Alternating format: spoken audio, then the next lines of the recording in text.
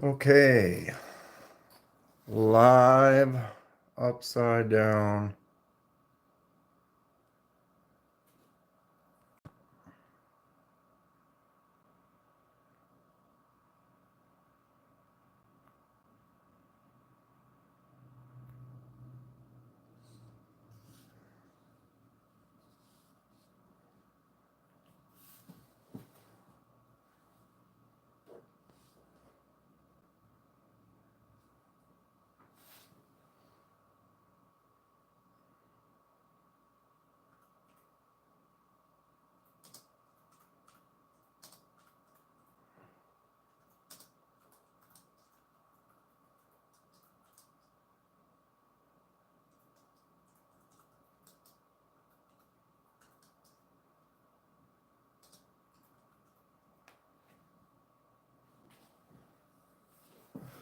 Oh, okay.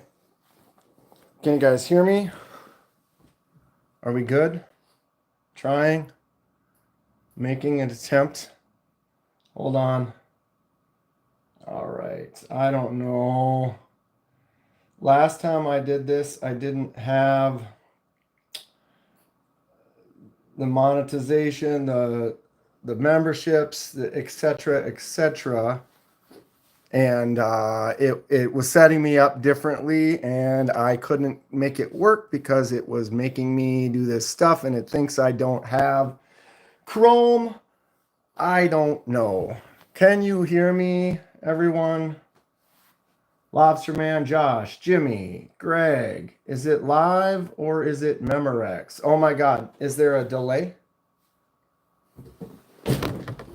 Audio is good. Okay, boom, boom. Oh, I get it. So on my camera on my phone here is good, but I've got it set up over on my other computer and it's delayed. All right, whatever. I'll have to pay attention. Josh, I'm enjoying the two CJRBs very much. I am glad. For those of you who didn't know, Josh bought a couple of my custom die job knives and laser mark knives, and it's kind of cool that I've got a few of them now. Jimmy hates computers. No delay. Okay, we are good. I think. I don't know. What are we doing? Did I even know I was going live today? What? Sure. Hi, Lonnie. How's it going? Yeah, we are doing stuff. Can I zoom out a little bit? No, that's too much. Right about. We don't want to get off of my little facade here. We got to keep it on the leather. It seems so quiet in here. I can't hear anybody talking. You only can hear me. Is that how this works? Um, like I said, I didn't even plan this or nothing, and I was like, let's just go live. What the heck, you know? And here we are. Yeah, there's Fook. What's up, Fook Doozy? He's here. He's here. Who's been going to the SMKW live feeds during the day? I've seen Fook over there a bunch. Frack. Ginger. Get that frack up in there. Yeah, the SMK feed has been kind of fun. You get to watch the store, but there's no sound, so it's just dead quiet. I'm sitting there watching it at work, and it's hilarious because when I'm at work, I have to kind of lurk. I don't really get to read or see what's going on. And so to go somewhere and then only have visuals and something to read, and I'm busy doing work, yet I'm still on that feed, and I look once in a while, say something to Fook. It's, I don't know. It's good stuff. 11 of us in here. That's not too bad. So everybody remember this stupid thing? Okay, so it broke in. Look, I can open it with one hand. I can close it with one hand. Look at this. You can even just kind of give it a push. This cheapo crapper turned out to be not the worst in the world. Hire a streaker to run through the store. That would be hilarious. What's up, John? How's it going? Sensor. Kaleidoscope of knives. What is up? Does everyone think this stupid knife is cool or what? It was so cheap, But actually now with the assist, you can see it's actually flips open a lot easier than it used to. But man, it's an ugly knife, I tell you. I'm just going to get it out of my world beforehand. I'm really liking these mini pyrites. You guys, everybody having a little mini pyrite yet? Who wants this one right here? I dig them. If you've watched the channel, you know I like larger knives, and I cannot lie. And for example, this giant frac. Wow. This knife is so awesome. I remember when it was coming out, I wanted the pyrite, the pyrite large, but then this popped and it was like, okay, I see the frac and I like it and I'm digging it. Josh Wheezy, free? What's free? Yeah, CGRB has been killing it lately, Sensor, I tell you. I am really happy with them. I don't want to, well, okay. The Pyrite Bowie is coming out with that rose gold pretty soon, and I want it bad. I've got it refreshing. I keep refreshing the page. It says it's there. It's just coming soon, coming soon. And it's like as soon as it's available, I'm gonna buy it. I love it. Lobster Man, what's going on? Can you anodize the handles on this right here? We certainly could, but I've done that a couple of times now, or my leftiness gets in the way of that button. But yeah, geez, there we are twice. It's the angle. I usually don't sit there and open knives under a camera. You're in a completely different feel. Yes, we could anodize that, but man, I really love the way the frac looks. You know, it's such a cool knife as is. I'm not a huge, I mean, you wouldn't know it from all the stuff I've been doing, but I'm not a huge color. I like this green and black and darker colors, darker red. It's all fun.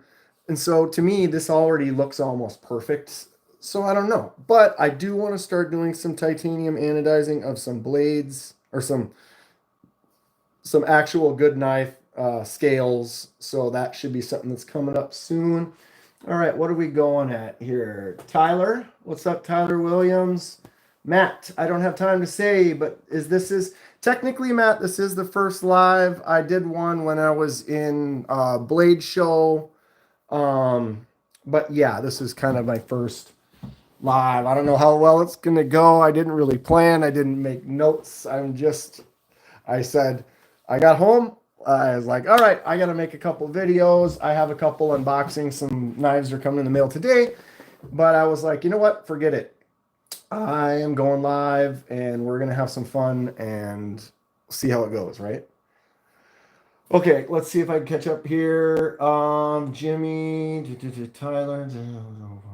The rose gold is sick, Lonnie. That I handled the rose gold Bowie pyrite when I was in Blade Show, Texas, and man, that thing is awesome. If you haven't seen that, go check out my Blade Show, Texas footage over at the CJRB booth. Man, they got a lot of cool stuff. It was a really good time. Yeah, black Anno would be awesome. Yeah, that would ginger. That would only be black. Would only be an anodized color you can get on like aluminum, I guess. Let me grab my rainbow pieces here. So when you do titanium, these are the colors that you can do. So you've got some blues and some silvers, some golds, kind of a pinkish magenta, another shade of blue, and then kind of moves into these greens. But really with titanium, this is your color palette. You're kind of stuck with these. You can get some transitional ones that are in between these colors, but basically that's what you're limited to. When it comes to aluminum, there's a lot of different things you can do. The company I work for, we do a lot of metal finishing, but we don't anodize aluminum. It's a different process. I'm not really familiar with it. I've never done it, so I'm not really sure how it works. I would love to get into it, but it just would be another thing for me to get into that I'm just, yeah. overwhelmed with stuff. People start asking about my scrimshaw. I got to get back to that, but it's very intense, and I'm trying to find a way to film it well and be entertaining, because it's hard to talk. It's like a lot of focus and artistic paying attention to what you're doing. And so it's kind of, I don't know. I like it. I want to get back into it. I just haven't had a chance to as much. Matt, is this going to be a regular thing? Also, should I get a concept Fenrir next? Concept Fenrir. Yes. I love this knife. It's super cool. This is my first lefty. Look at this. Boom. Left action. It's a really cool knife. I love the way it feels. Why wouldn't you? I mean, it's another knife for the collection. It's got a really cool shape on the blade. I like the way you get your thumb and your index finger up on there when you choke up on it. Oh, very cool. And my first full lefty. Oh, and the front flipper works super, super easy. Fantastic knife. Let's keep this one out. A little sheepdog. That mini sheepdog is fun. Yes, but I've been really enjoying concept. Or what does everyone think? Is it concept or cancept? Would it be C-A-N or K-A-N? Comment. Let me know. I just want to say it right. You know, I hate to go, you meet someone who owns it and they're like, oh, it's concept or it's concept. You know, I don't know, whatever. Yeah, sending it. You just got to send it, Lonnie, you know. Your kid had a snow day today, Fook? That's something. The winter's been strange. I live in Minnesota, and weather has been crazy. I haven't had a chance or I haven't really had a need to shovel, which is great. I usually have to shovel a lot, and so not having to has been pretty cool. But it did snow last week. We got dumped on a little bit, and but man, it's April. Should be almost over, but I'm also in Minnesota, and I know that it can snow in May. So you just never know.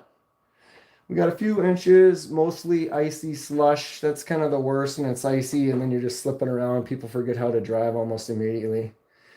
Jimmy, getting ready to give aluminum anodizing a try on some backspacers. Jimmy and I have talked about some stuff off camera, outside of videos and stuff. He's been doing some interesting things, sending me some pictures. Jimmy, I'd like to see how that goes for you. Of course, me taking on another project, but I'm always interested, so why not, right? But yeah, Jimmy, let me know how that goes. Kaleidoscope. Yes, this is the mini pyrite. I did the laser mark on there with this kind of funky diamond pattern. These little mini pyrites are great. Still got to break this one in a little bit. I decided to leave the pocket clip off because they're so small. It just fits in the pocket really well. I also have this green one that I did. A little bit more subtle of a pattern to it. But these are really fun little mini knives. I dig them out. Or dig them out? I'm going to dig them out. I don't take them out and I like them a lot. No, they're great. They are super cool. Fun stuff. Loving the blue skin. Okay, do you have a Vision FG? Josh Wheezy. Boom. Red dye, Vision FG. This is probably one of the nicest knives. I really enjoy this knife. Super cool stuff. Let's just rotate in. I feel like I'm going to have to change my camera for the next time so I can be a little bit further away. The way I have my settings set up, it's a little bit more difficult. Yeah, Josh, the Vision FG is probably one of my favorite knives. I would love them to make an upgrade version. I know this next, is the original, but like make one of those with a higher quality blade steel. That would be awesome. Concept. Yeah, Fook, I guess it is one of a kind. It's kind of worn into a little bit. I really kind of like that weathered look. It kind of is fun.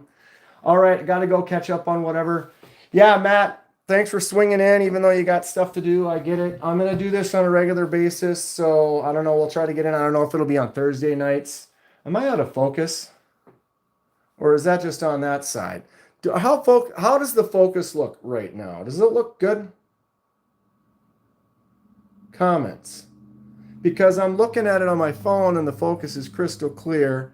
And then I'm looking at it over on this other screen and it looks a little blurry. It's good. Okay, yeah, I don't know why my little tablet looks strange. Okay, what did I miss? Josh, all right. Maine, kaleidoscopes in Maine. Yep. April nor'easters. Yeah, it's still technically can be considered the winter. So, if you think it's done, you're just teasing yourself. You never know. It can always happen. Like I said, I have pictures in May that have snow on the ground. It's a reality. It's not Fook's fault though. Maybe it is. Damn Fook. Okay. Crow Fortville here. Fortville? Where's that at? I prefer it as concept, not concept. Just sounds better. Yeah, I kind of think concept myself, but then I heard a couple people say concept, and it's I don't know. I don't know. Okay, I've been putting this off, but this thing, the old folding hatchet, look at that walk and talk. Tell me that's not some solid walk and talk action with the most ridiculous thing. This is like an item that I don't know if it needs to exist. Wait, it absolutely needs to exist. I have some plans for this, some field tests outside. I've been kind of waiting for a nice day to do it, and just some ridiculous kind of silly stuff. But what does everyone think about this thing? What is funny is I get so I'm into like making my videos and stuff and kind of coming up with things to talk about and do. And I get all excited about a video, and then I make one or a short and I post it. And then it's like, oh, I had a laser mark video of that CJRB agave with an agave print on the laser. It looked super cool. I thought it was awesome. Well, that short got 100 views, like 100 views total, right? Well, I buy this $17 folding hatchet and make just a silly, quick video, and it gets 40,000. What? 40,000 people are all about this. And then I do a sweet, sweet laser mark. Awesome looking thing that a lot of people don't get to see, and it gets less than 100. Algorithms. I don't know. It's interesting. Okay. Funny. Kenman, it's 80 in Texas right now. Yeah, Texas, you guys got it nice. You can wear shorts and a t-shirt all day. I used to live in LA, and it was 75 and sunny almost all the time. MPGEDC. Well, just came on here. How's it going? Welcome to the party. Kind of chaotic, but we'll get her together and get a little bit settled in. Yeah, MPG, this is a Rough Rider. It's a company from SMKW, and it, like I said, it was like $17. And like, I was looking for stuff for my scrimshaw project, right? Laser on the axe. Yeah. But I was looking for stuff for scrimshaw, and then I saw this, and I literally stopped, emptied my cart, put this in the cart, and bought it like immediately. I was like, this is the silliest thing ever. Can't wait. But yes, Clint, we're going to be chopping some wood. We're going to be doing some shavings. We're going to be doing some field tests with it. It's going to be silly. Fook, I can't offer much in the way of money, so I try to support channels by watching, liking, and comment. That's still above and beyond. You know what I mean? Fook, that's cool. Just to be here, to take part. Liking and the commenting really helps the algorithm, and from what I'm told, I guess, I don't know, but any support is welcome. I mean, I get it. People don't, you can't always put money into the things you want. You're saving up for a new knife, or you're saving up to buy a car, or you got to pay rent. Life is real. You got to make sure you have the money to take care of yourself and live a comfortable life. And then from there, if you start having some stuff where you want to then support others or do different things, then that's where you're free to kind of like say, hey, I am going to go get another Civivi Vision FG. Right? Right? Okay. Yeah. Sorry, like I said, this is new for me, so I'm kind of paying attention to the chat more than anything else. Censored. Yeah, just comment at random things, why not? Sometimes a gun show.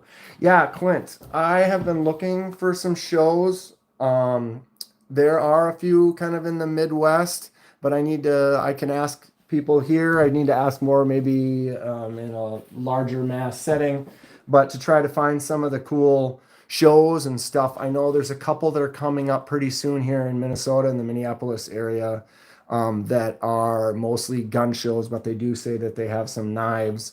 So I'm going to try to see which ones I can make it to, check them out, see what they've got, maybe find something interesting, make a couple of videos or whatever. But there's a lot of things out there. Okay, does anybody have any knives specifically that they want to look at or they want to talk about or see? I have a couple little ideas of things that I want to do, but if there's something that someone, like you said, you wanted to see that Vision FG. This lock on the back, if you've never had a super lock or a shark lock, they're really cool. Where is my shark lock? When you have knives everywhere. There it is. Demco AD 20.5. This was probably one of my favorite knives. It's since kind of changed, although the action on this is great.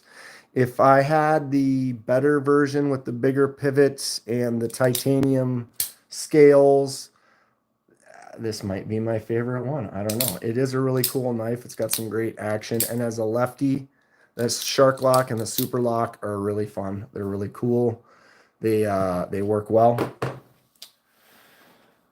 Just started my channel, seeing all the channels with some cool knives I won't ever be able to afford. Yeah, MPG, it's a real thing. It's, what does MC say? You won't think it's worth it until you do, or whatever. I definitely would have a while back not really spent more than $60 on a knife, and I have, obviously this one was a couple hundred. The Fenrir, I think, well, actually I got this on special. Concept hooked it up because they didn't have a lefty version that I wanted at Blade Show Texas, and so they basically told me, they said, you go online, you message us, and if you see something you like, we'll give you a deal. So I was like, let's go with that lefty Fenrir. And they gave me basically a show price. So this was like 180. I think I got it for 120. So that's another nice thing about going to those shows is they will hook it up, which is nice. But yeah, I'm trying to think about buying like a Rosie or an Arius or something where you're spending $800 on a knife. I'm not rich. I don't work a lot to have a lot of quick story time. I was in restaurant management. I started off in like bartending and serving, got into restaurants, was in restaurant management, and then I did weddings for many, many years. Basically 10 years of life went by so fast I didn't realize it. I freaked out. I'm like, I'm losing my life. I'm working way too much. I was working 65-hour, 70-hour weeks doing this management, trying to make these restaurants do their thing. And I was like, what is happening? I just lost 10 years of my life. And then I stopped working full time. And I took a few years off. And then I started working a little bit more. And then I started working into a thing where I work enough to pay the bills that I have, to pay for insurance, pay a little in savings, to put a little away and have some for fun. And then I could work more than I do. I basically work 40 hours a week. And then now with the channel, I'm working probably 100. I don't know. I come home and I mess around with the channel, but it's different. What was it? I was on Tri-States earlier today, and he was talking about he works harder for his channel than any other job he's ever had, which I can totally see that, because it's work, but it's fun. I come home and I'm thinking about knives and I'm thinking about a video and I'm thinking about this. And then you just start doing it. And next thing you know, I'm not lounging on the couch. I'm not playing video games. I haven't played a video game since I started the channel practically. I am a big Zelda Breath of the Wild, if anyone, or Tears of the Kingdom, if anyone's into that. Um, but yeah, I get so into the channel, and if you're doing something that you love, then it doesn't seem as much work, so you can put those hours in. I can do a link on live since I'm not a moderator. Yep, yep. We'll do that. We'll get to that. Rosies are too much fun for me. Or too much. They're too much fun. Yeah, everybody talks about it though, and you see that, and you're like, man, that Rosie does look nice, but a couple $100 is where I'm at, and I'm not. Who knows? We'll get there someday, maybe. But I definitely like if you're like, okay, I'm gonna spend $500 on this knife, this single knife. I can make a video on it, make some content, have some fun with it, or I could buy 5, 6, 7, 8 knives for the same price. You know what I mean? It doesn't mean there isn't something there. Do I want one? Yes, but where I'm at with the money that I have, I'm fairly comfortable buying some stuff for some projects in that $30 to $80 range, and then buying some fun stuff for myself for a couple hundred here and there. I don't know. It's not that bad. But $800 knife, $900 knife, over $1,000, $3,500 for a knife. It's up there. It's a real thing. You got to enjoy life and don't work too much. That's right, Lonnie. That's what I learned. I just lost some life, and it was like, you know what? I need to live for me. And to me, the most valuable thing is time. Time in your life to do what you love and just enjoy it. If you sit there and work constantly, what happens? You're like, it's work. It was just all you did was work, work, work, work. Your life goes on. And next thing you know, you're 40, and then you're 50, then you're 60, and then you're like, wow, I can't go back. You can only go forward. The days tick by. Let's not get depressed about it. But it's a thing, like you only can go forward in life. And so you got to take it by the horns. You got to do what you love. You got to enjoy it. You have to live. You also have to be able to afford it. You also have to be able to pay your bills. So I get it. You find a job that you can tolerate or that you can enjoy, and then do it. And, just keep going. Renee Ramon, what is up, my man? Have you seen the concept Fenrir where they laser etch the bolster to look like the carbon fiber? Okay, so you're saying a texture like that across, this one, because wouldn't the bolster have to be up here, or can you call it a bolster, or is this the bolster? And then this is the good questions. Either way, I mean, it is titanium. I could anodize it. But some of these knives, they just look so good already. Why would I change it? Like that just looks sweet. Most I've spent is 140. Yeah, that's a kind of a comfort zone, $100. I found so many knives. Eric Peppenhorst. I mean, I just want to say Peppenhorst, but I also don't want to steal that. But man, listen to Tri-State say Peppenhorst is just a delight, right? Tell me it's not. Good stuff. Kaleidoscope of Knives, Peppenhorst, Marco. Who did I miss? Yeah, it's been good. Who else is over on Instagram? We're having some fun over there. Did you see the post Ricky did about the Lander 2? He had posted something about what type of knife people have, whatever, and he was kind of making fun of people who had Landers. And then he had one for his carry, and I had to rip him on a little bit. It was fun. Ken, I have some Flytanium engraved. Flytanium scales engraved? What are they made out of? Titanium?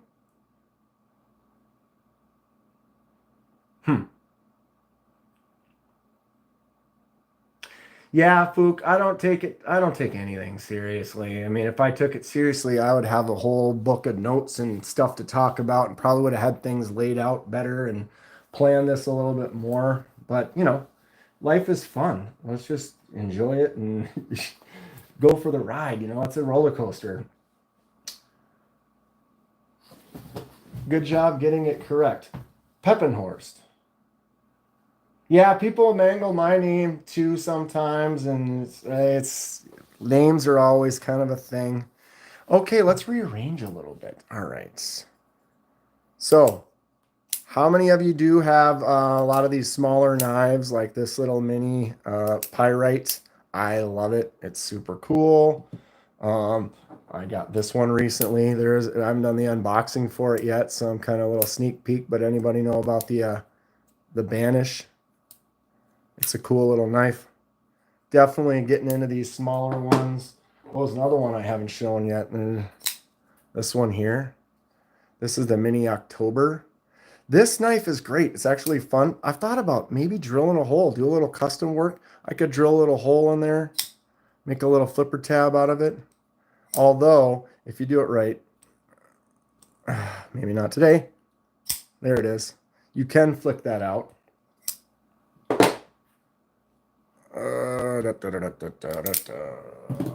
Ooh, this one's fun. Another concept.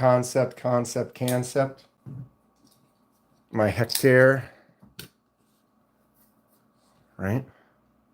We're going to sand these down, I think. We should do that. What's everyone think of the old fade die? I've got some new stuff for some new fades. I've got a new setup for the die that's going to be happening pretty soon. I've filmed a couple. I'm actually like 10 videos ahead right now and not complaining, but it gets confusing because I start talking about stuff in the video where it's like, oh, hey, bobbity bob, blobbity bob. Then I have to make little bings and little things. And then I talk about something in a new video that I haven't had the video for yet. And then it's like, oh, wait, I want to change the order of this. And first world problems. I don't know. I have scales I want engraved. Oh, you have scales that you want to get engraved, MPG. Yeah, that would be interesting. You want them laser marked? I can do that. You could send them to me.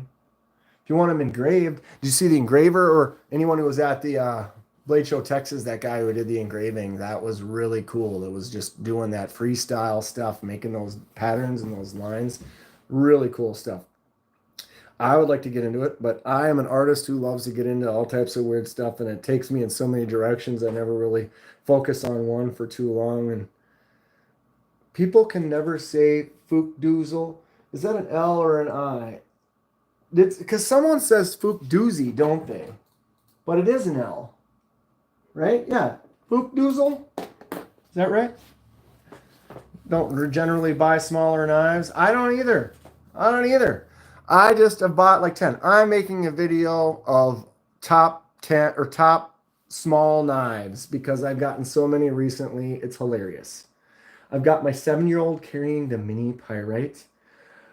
7-year-old is kind of on the age of the danger zone almost. I mean, I don't have kids. I have a couple nephews, but it almost kind of worries you. That when they're young, they don't think.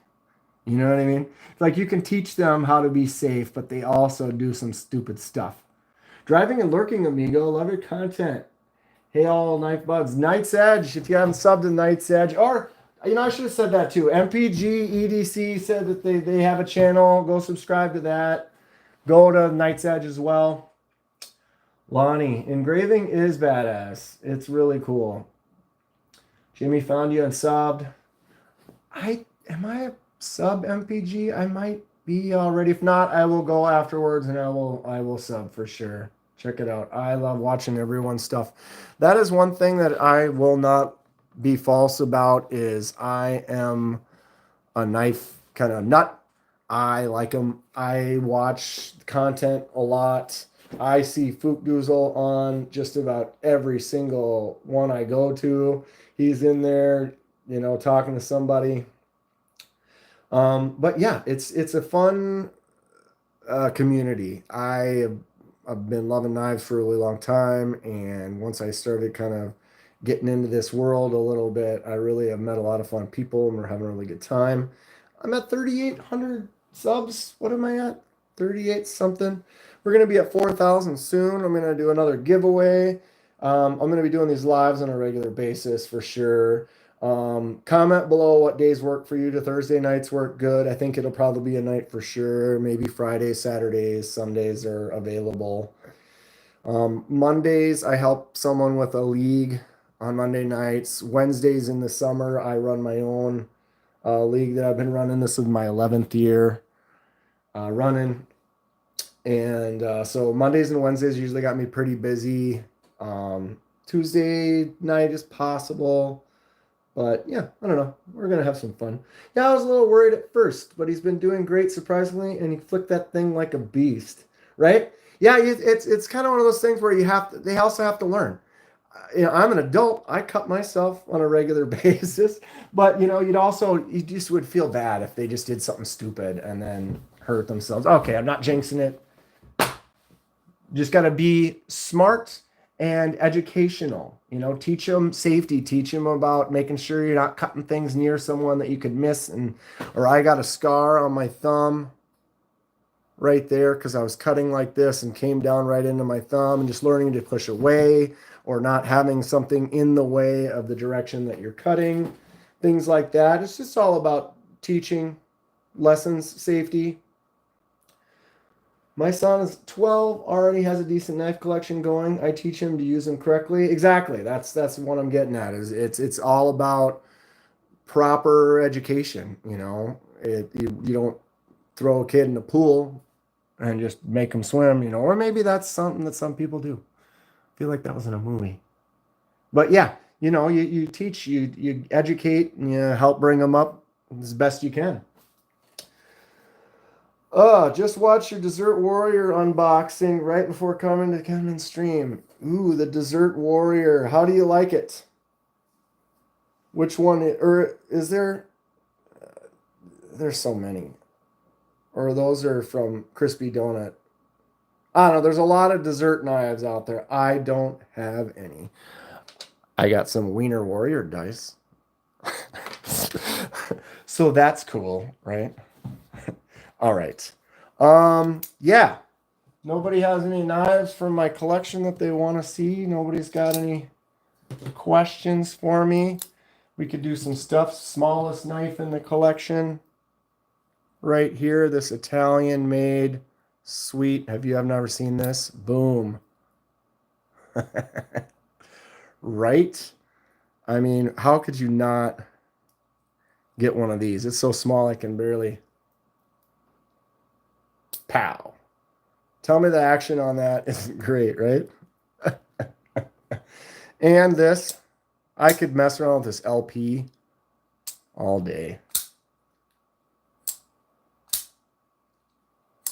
I have the reverse Desert Warrior one. The one I unboxed is the Tonto version. I'm going to have to go check those out. Yeah, this little thing, I tell you, it's got this little bolster piece lock. And then it's just almost, look at how fat it is, though, this direction. It's thicker this way than it is this way. But that little button, my hands are all sweating. I can't even hold on to it. Boom. Such a cool little thing. Trying to get StreamYard thing figured out to where I can desktop and also ugly face views. Right? I got to work on that too, Night Sedge, as far as like multiple cameras or figuring out if I want to be like this or if I want to, how I want to do it. I don't know. We'll see. It's all stuff that's happening.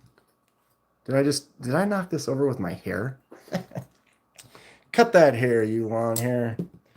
Never. My hair is getting pretty long. It's the longest I've ever had it. Long story short, when COVID hit, my hair was maybe 2 inches long. What's up, Blade Walker? I had about 2-inch hair at the beginning of COVID, and I have not cut my hair since. And so now I'm getting some longer hair. And one of the main reasons is I have several of my buddies that are basically bald or really lacking hair or have a lot of gray hair. And I still have a full head of colorful, wonderful hair, so I'm going to go ahead and just keep it, right? So what's going on, Blade Walker? Having a good night? Welcome to the party. Dude, I fell in love with this like immediately. I'm surprised I didn't get it right away. And again, it was probably one of those things because it was more expensive of a knife. But this was one at Blade Show that I got to the table, I saw it, I picked it up, I opened it a few times. I was like, man, this titanium with that micarta, oh, the handle is just incredible. And the action, the blade shape, so cool. And I set it back down and I walked away. And I did that. I played that game several times. And eventually the second day it was still there. And I was like, all right, enough. And I bought it. And I love it. And I'm happy that it is in the collection. Such a cool looking knife. It's probably one of my favorites. How many times have I said that before? Probably one of my favorites. Kelly White, keep the luscious locks to tease your friends with. Exactly. Exactly. Those guys all have hats on all day long. Why you got that hat on? Take your hat off. Oh, I'm sorry. But I get it. I get it. I understand. You can't, the hair doesn't grow. It doesn't grow, you know. Robo Stevio in the house. What's up, Robo? How are you doing? Welcome to a official Kenman Chaotic Live. We're doing it. We are doing it. Roll over with jealousy after seeing my salt and pepper hair. Still all there as of 35. Yeah, you know, I have some buddies that got some salt and pepper, some gray going, and it actually looks good. You know, guys can pull it off. I feel like it's like you can get distinguished with the gray rather than just looks, well, or it could look, everybody's different. Oh, Robo, what's happening? What's up, Blades? Something go wrong? Just fall off from before? Yeah. Side stories. I'm sure we have them all. We're on these lives all the time, seeing some stuff. Who else was on Tri-States earlier today? I try to do those when I'm at work. I can listen, but I can't really tune in as much. Sometimes I'm kind of busy doing some stuff. Where is that other concept that I haven't done the unboxing for this yet. Who wants to see some more wild stuff? This is coming soon. This is the Main Street. The unboxing for this will be happening pretty soon. Like I said, I'm about a week or so out and ahead, so I'd already made this video a day or two ago, but it will be coming out pretty soon. I like it. Who has a Main Street? What do we think of this yellow? Should I dye that yellow or should I just leave it as is? I think I should leave it. Building the concept collection. It's been going well. What was the one I was trying to find? It's funny when you got 50, 60 knives in front of you. It's like, where's the one I'm looking for? I can't find it. Oh, my new mustache is distinguished like Tri-State.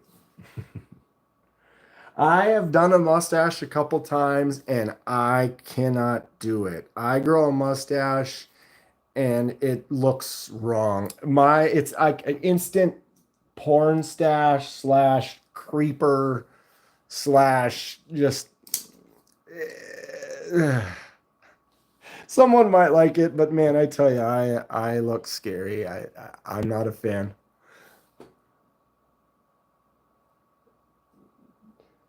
Asking the nurses to the prom. Oh, fun stuff. So yeah, the Laconico Prado. This is probably one of my newest.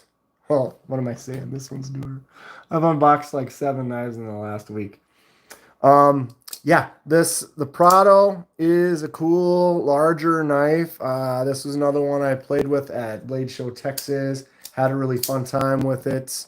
And I would love to see this with some Ultim. It has the black nested liners that have that the cutouts or the skeletonized cuts.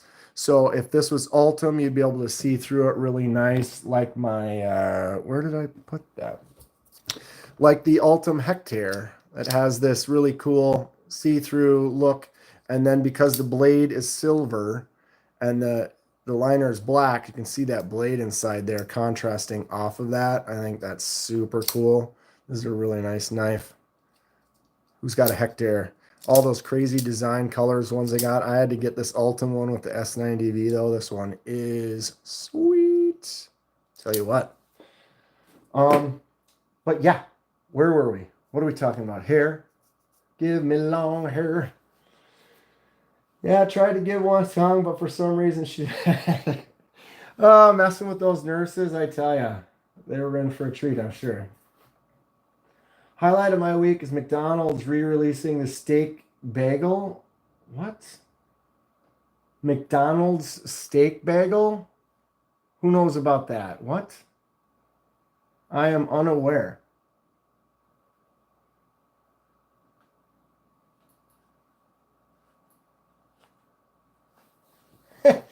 Yeah, Blade Walker, don't worry about it. We're just having fun.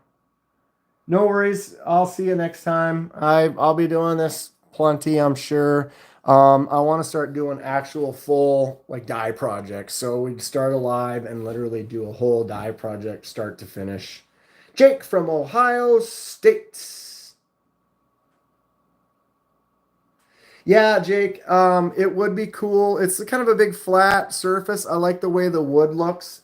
Um, but it would be cool with a little bit of texture, or like I said, if they did some Ultim, like if they did some Ultim like this Titus with those texture lines on there, that would be awesome. Who likes the Titus? The Titius? This is such a cool knife.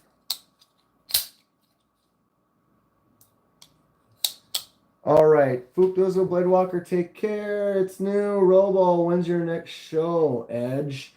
Isn't Edge, don't you have one? Isn't it on the 6th or something like that? I swear I saw that you had made the post about it and it was coming up in a few days. Yeah, I'll try to make it into those when I can. Later, Blade Walker. Yeah. Well, okay. What can we do next? WG, what is happening? I love my Jade and Black Tidius so much. I just ordered the Ultimate Titanium version. You ordered the Titanium one too? Did you get the older Titanium version or the newer one that has the texture lines on it? Because the older Titanium are definitely smooth, but I did see some newer ones that have that have some milled out texture to them, which would look super cool. Yeah, but yeah, if you don't have a Titius, you should get one. I had 3. I'm sending one out. You guys will get it soon, I promise. I'll try to get it in the mail tomorrow. 9:30 a.m. Central every Saturday. Okay, yeah, so if you are not subscribed to the Knight's Edge, go check him out. And he is Central, 9:30 a.m. every Saturday. Ramblings from the Garage. Yeah, I was in there for a little bit last week. Try to get in there when I can on the weekends. That'll be fun. It's a good time. Projects. So, let's talk about these for a second. Oh, before I forget, what was the one I just opened today? Where did I put it? There it is. The Seahorse. Buddy, see my video post from this morning for the Seahorse? This one right here. This is the Remete Seahorse. And what I wanted to talk about with this is something I noticed after the fact.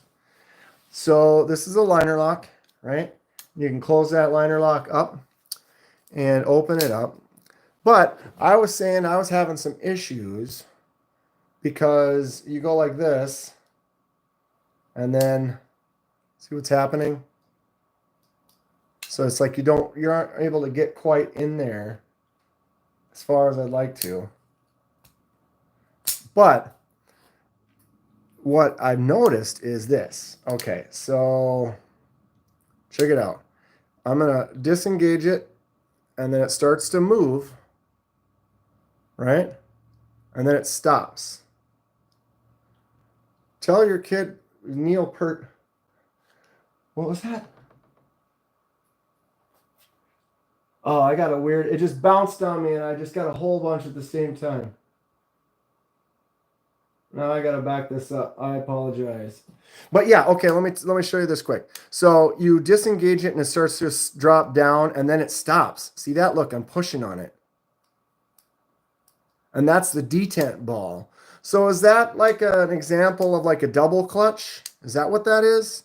Because I go like that and it starts to drop, but literally it won't drop any further than that because it's catching the detent ball. If I swing it, then it usually will pop back up. And so now you have to get it past that detent ball. And that's something that's kind of interesting that I haven't noticed on any other knives. See that? And so it'll click back open, but it won't click down past that detent ball unless you give it an extra push. And then you have to, So this is a double clutch, is what I'm assuming that's what that is. Okay, I'm going to back this up and try to read these quick. I got like 10 all at once. Okay, I got the older flame titanium one. Yeah, it's still going to be great. You're going to love it. Super cool. Didn't want the tiger stripe. That would be cool. These discontinued Civivis are killing me. Yeah, discontinued stuff. Well, that's something with the knife world. I tell you, when it's something that you want and then you can no longer get it, tell me that isn't just like, oh, what do you mean I can't get it anymore? This is insane. Okay.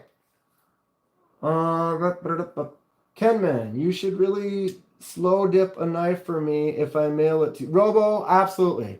I haven't gotten too crazy into doing a lot of stuff for people because I wanted to make sure that what I'm doing is good and it's I don't mess stuff up and that I'm comfortable with the materials and stuff like that. But I'm getting a lot better and more comfortable with it. And so that's kind of a thing that I would be willing to do. What happened here? I totally lost my spot. I'm kind of scrolling through. But yeah, I want to get into some more custom stuff, some more designing, some more things like that, doing some things for some people. Like I said, it would be the worst if someone sent me like $100 pair of scales and then when I went to do it, I screwed it up. You know what I mean? Like that would just make me like, drop. But I'm good. We're definitely getting there on some colors and stuff. So if you're interested, you want to send me something, I would totally be down for it. Here's my email. Anyone who needs my email, Kenman, Dan Kenman at Outlook. If you go to Dan Kenman at Outlook.com, you can message me. We can get in some discussions. And if you want to send me the whole knife or you want to send me just some scales, I have someone sending me some stuff actually right now that I should be getting pretty soon. I'm excited about that.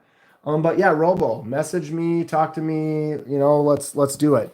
The one thing I always want to tell people is it's like when you do a dye, you only can go darker. And so if they haven't seen my videos and stuff and they don't understand that if you give me like a gray, I'm not going to be able to make this yellow. It's already gray. Be able to make it dull brown, but we never be able to make it yellow. And you won't be able to make it bright red or bright pink or something because it's already got this gray mixed with it. So you got to remember that whatever color it starts is going to affect the final color. And yeah, let's do it. It'll be fun. This is the QSP Swordfish. I got this one in Texas as well. Really cool flipper tab. Nice thumb studs for the flick out. Cool looking button lock. Really neat shape. I'll call in and make silly animal noises. All right, Night's Edge. We'll see you later. Got to run. Take care of those kids. We'll try to tune in for Night's Edge on Saturday morning. That'll be fun. Jake from Ohio State just got the wee banter warning. Unfortunately, I hate it. The micarta they use is less grippy and more plastic. Yeah, and then that you could try sanding the micarta and like changing it, but you probably make it more smooth. Maybe make some new scales for it. I kind of want to get into making some new scales. That's something I want to be at a CNC. Just so you know, I am saving up and trying to get me a CNC machine at some point, but then I realize it's expensive. So the $1,000 one I want turned into the $3,000, turned into the who knows where we'll get. But I'm into it. Also, before I leave, Kenman's dye jobs are the shit. Thanks, bud. I'm having fun with it. What have we done? 36, 37 of them now. The dreaded 15 is over there. I've got it. I tried something on something else and it worked.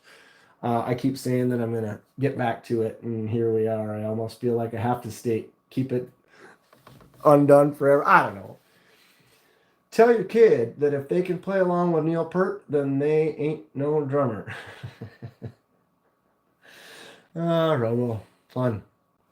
Marco, what's up? Yes. Okay, I think I'm getting caught up here. It was weird. You didn't refresh, and all of a sudden I got like 20 messages in the chat all at one time. And it's like I want to try to make sure I read them. Yep, that's the dreaded double clutch that we noticed on there.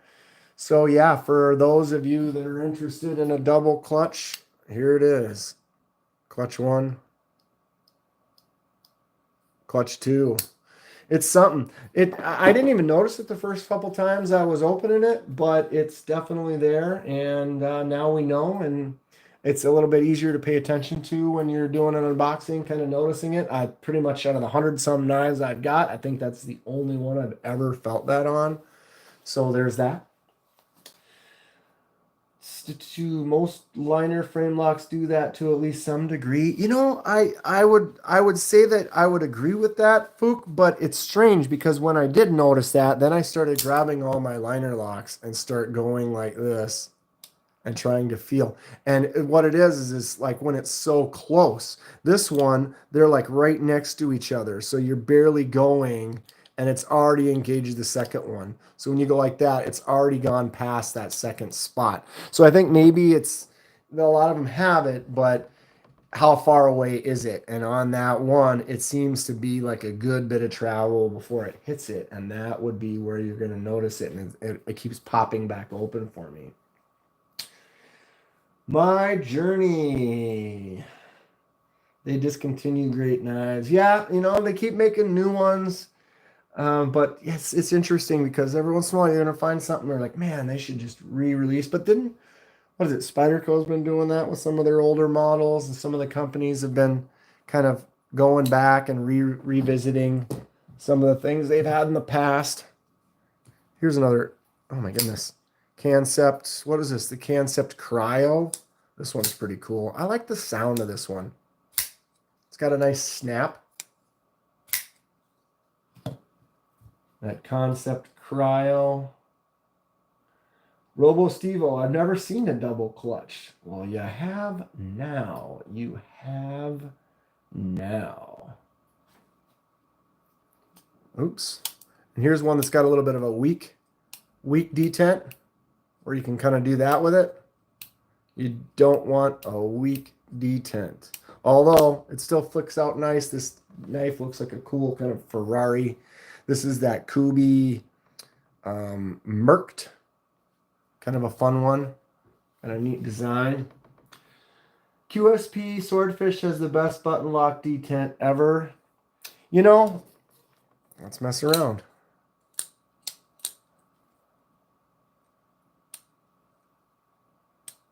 Yeah, it pulls it in nice. And, well, I did catch my thumb on it there. But, yeah, I'm trying to do that little weak. If you grab hold of it, you can make it happen. But, yeah, it's got a great feel. That's a nice one. I'm pretty happy with it. Try the QSP Canary if you want a smaller knife. I love mine. The Canary.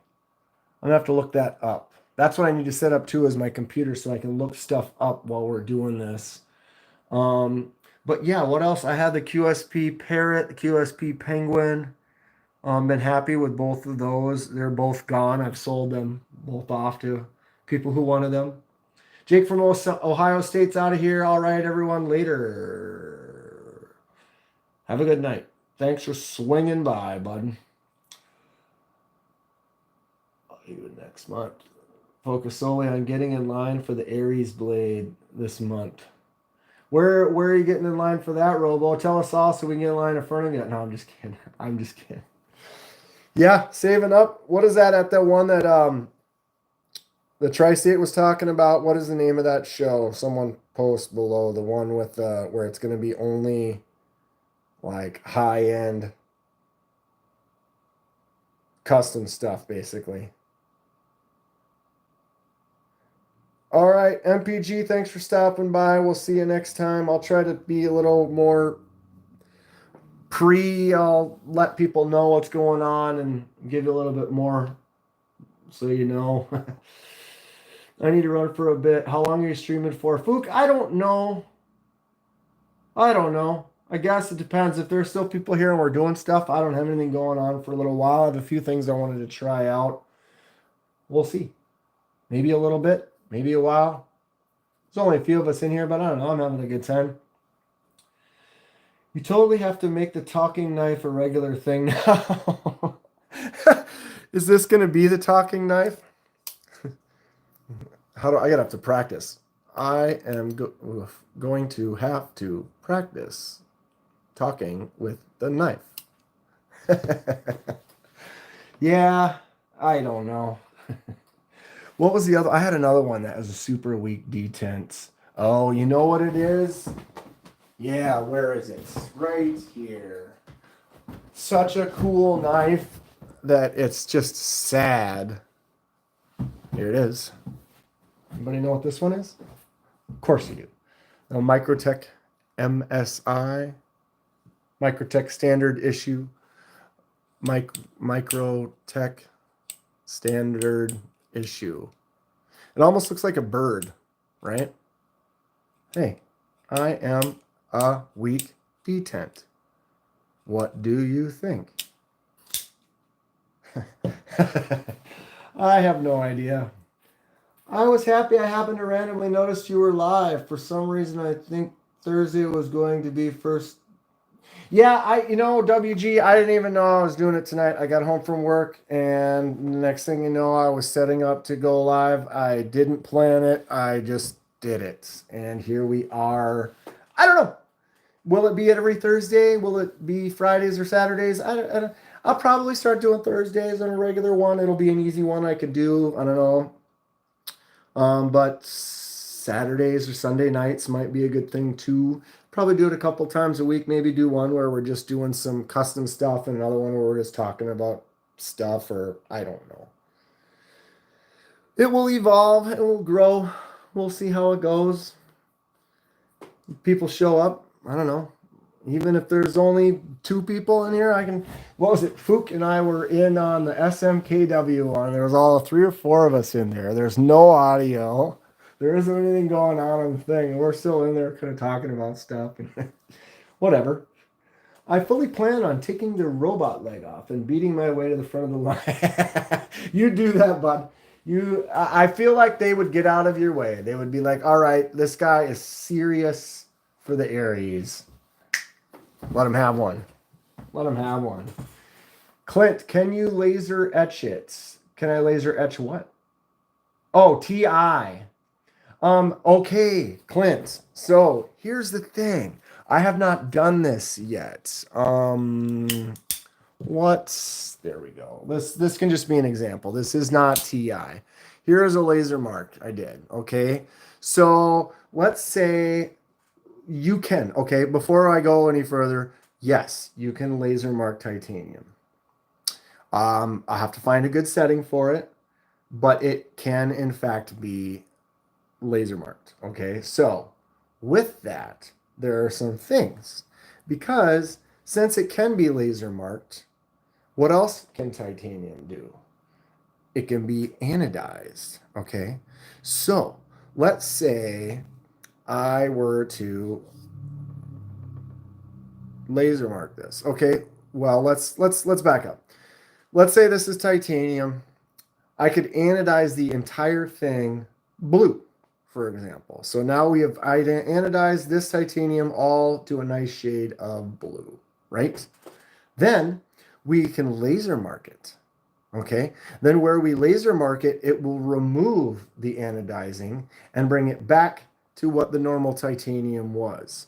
Therefore, you would have a reverse laser mark kind of, because it would be like titanium colored with a standard or blue titanium with a silver titanium pattern in it. Very cool, right? Well, you can take it one step further, right? So there's my titanium anodizing example, right? So this is a spectrum, and so voltage in the top of it is here, right? And so when you put a piece of titanium in, it's silver, and then it goes to this darker blue to the lighter blue to this silver to the gold, all the way through to here, okay? So what happens is if I were to anodize it to like this blue right here, okay? You anodize it blue, then you put a laser mark on it, okay? Now the laser mark will remove the anodizing back to the regular titanium. Well, because the one was anodized to this blue right here, if we were then anodize the whole thing again, it will now anodize the pattern that we did, and it will start from here. Everything that's beyond will not change. So then we could bring it through this spectrum here without affecting the blue that we already did. So with that being said, we could anodize the whole thing blue. We could remove a pattern back to silver, and then we could anodize the whole thing to like this gold, and then you'll have a gold laser mark and a blue scale. Tell me, wouldn't that look cool? That's the plan. I have it on deck to do. First, I'm going to have to get some a nice piece, an example piece or example sample piece that I can do some tests with. That's the other issue is testing. You can't, all the laser marks that I do some tests. Like if you saw this one here before I put it back together on the inside, which we can't see, I did a couple test marks to try to figure out what the setting is going to be. Every single piece is slightly different composition or a slightly different coating will create a different etch. And so when you do that laser mark, you're going to have to dial it in. And so I'm going to have to figure out what I'm using, do some tests on it, come up with a good setting, make a cool mark. Then once I've got that all dialed in, now we can take a nice piece, anodize it, laser mark it, and then anodizing it again and give it another color. So this is aluminum. I don't do anodizing with aluminum. Maybe we will in the future, but so I can't really do anything with that. But that's kind of where we're going in the future, and I plan on trying it. If that all makes sense, I hope it does. It should. Can't wait to see you do something. Yeah, it's going to be fun. My frac is TI. I did get the TI frac. Look at that. It's this angle. When I have my hand like this, it's resting on my, because I can just sit here and go like this. Well, I'm going to not open it. But I think it's this angle. I put my finger right where that stupid button is. I honestly have never really had the problem with the frac before, and then it's just this angle. Okay, but yes, my frac is titanium. We could do this. It just looks so nice. I don't know if this needs to have any color. You can get the frac in the basic frac model, I think is like 60 or $70 with the steel handle. And then this is the titanium version, which is up to like 200. So they do have a couple of different versions. What did you say? Not for Anno. I just meant to ask earlier. Oh, yeah. But because you could even go in here and we could spot anode it, or I could anodize like this one, for example. We could anodize this whole thing blue, and then I could sand the top, and then that would remove the blue from all the squares, and then we could do it again, and the squares could be yellow, and then the lines in between the squares would be blue. So there's some crazy stuff that we would do. Where is the one? I've got stuff all over the place. They're in bags because I'm trying to keep them mint. But that was what I did with these. That I did the anodizing to that green, and then I sanded the top, and then I did it again with the yellow. I'm just not touching it right now because these are in mint condition if I want to give them away. I don't want to have a little fingerprint on it that I got to now clean off. Here's another one that I did with the pink and the gold. It's been fun. WG got a jet. Hope everyone has a great night. Thanks for coming in. I'm glad you were able to sit in with us. I appreciate you, and we'll see you next time. Lobster Man, double fracks. I'd like to have double fracks. I dig the frack. Clint, I have a Yojumbo with titanium handles. I would love to have anode blue with fire orange web design. That's another thing I need to start messing with is the fire anodes and the flash anodes and the multicolors and the lightning and stuff like that, because I have access to doing the anodizing stuff, but I haven't really experimented with that. One of the things at work is, because like I said, I work in a metal finishing place, so that I don't really do titanium anodizing at work, but we have it, and so I get to mess around with it. But one of the main guys that's been there for a long time, he has some pretty good experience, and he does some stuff where, let me think of it, like, okay, so when you do anodizing, you have like a container plate with the negative going to it, to the liquid, and then you have a tool that has a wire in it that has the positive. And so then when you are holding your piece and the current goes through it, the current goes through it, and that's how the anodizing happens. So he's got this thing where he's got it set up with a brush, and he's got a wire in the brush, right? And then he'll touch the part and then go like this and stroke the brush with some liquids and stuff on there. But basically you can do some touch-ups and things like that. And that's kind of part of how they do like the lightning anodes and stuff, where they have little streaks and stuff on there. That's similar to the way they do that. It's definitely an experiment that I'd like to get in there and mess around with a little bit, but we'll see. We will see. Kathleen Smith, hello. Welcome to the little party we're having. Just talking about some knife stuff, some custom stuff in the future, having a good time. Joe Isabella, hello, all you beautiful people. How's it going tonight, Joe? Thanks for coming. Just having a little chill session here today. Going through some of my fun stuff and some ideas I have for the future. It's been good. It's been good. I think I'm going to get another send cut, this arc blast. Look at the action. Oops. Well, then I can fail it. Such a great little knife, right? And I just love button locks. I know some people are turned off the button locks. They want to do this test. And speaking of the test, guys, did you guys see when I did that spine whack test? And I broke my Civivi right there.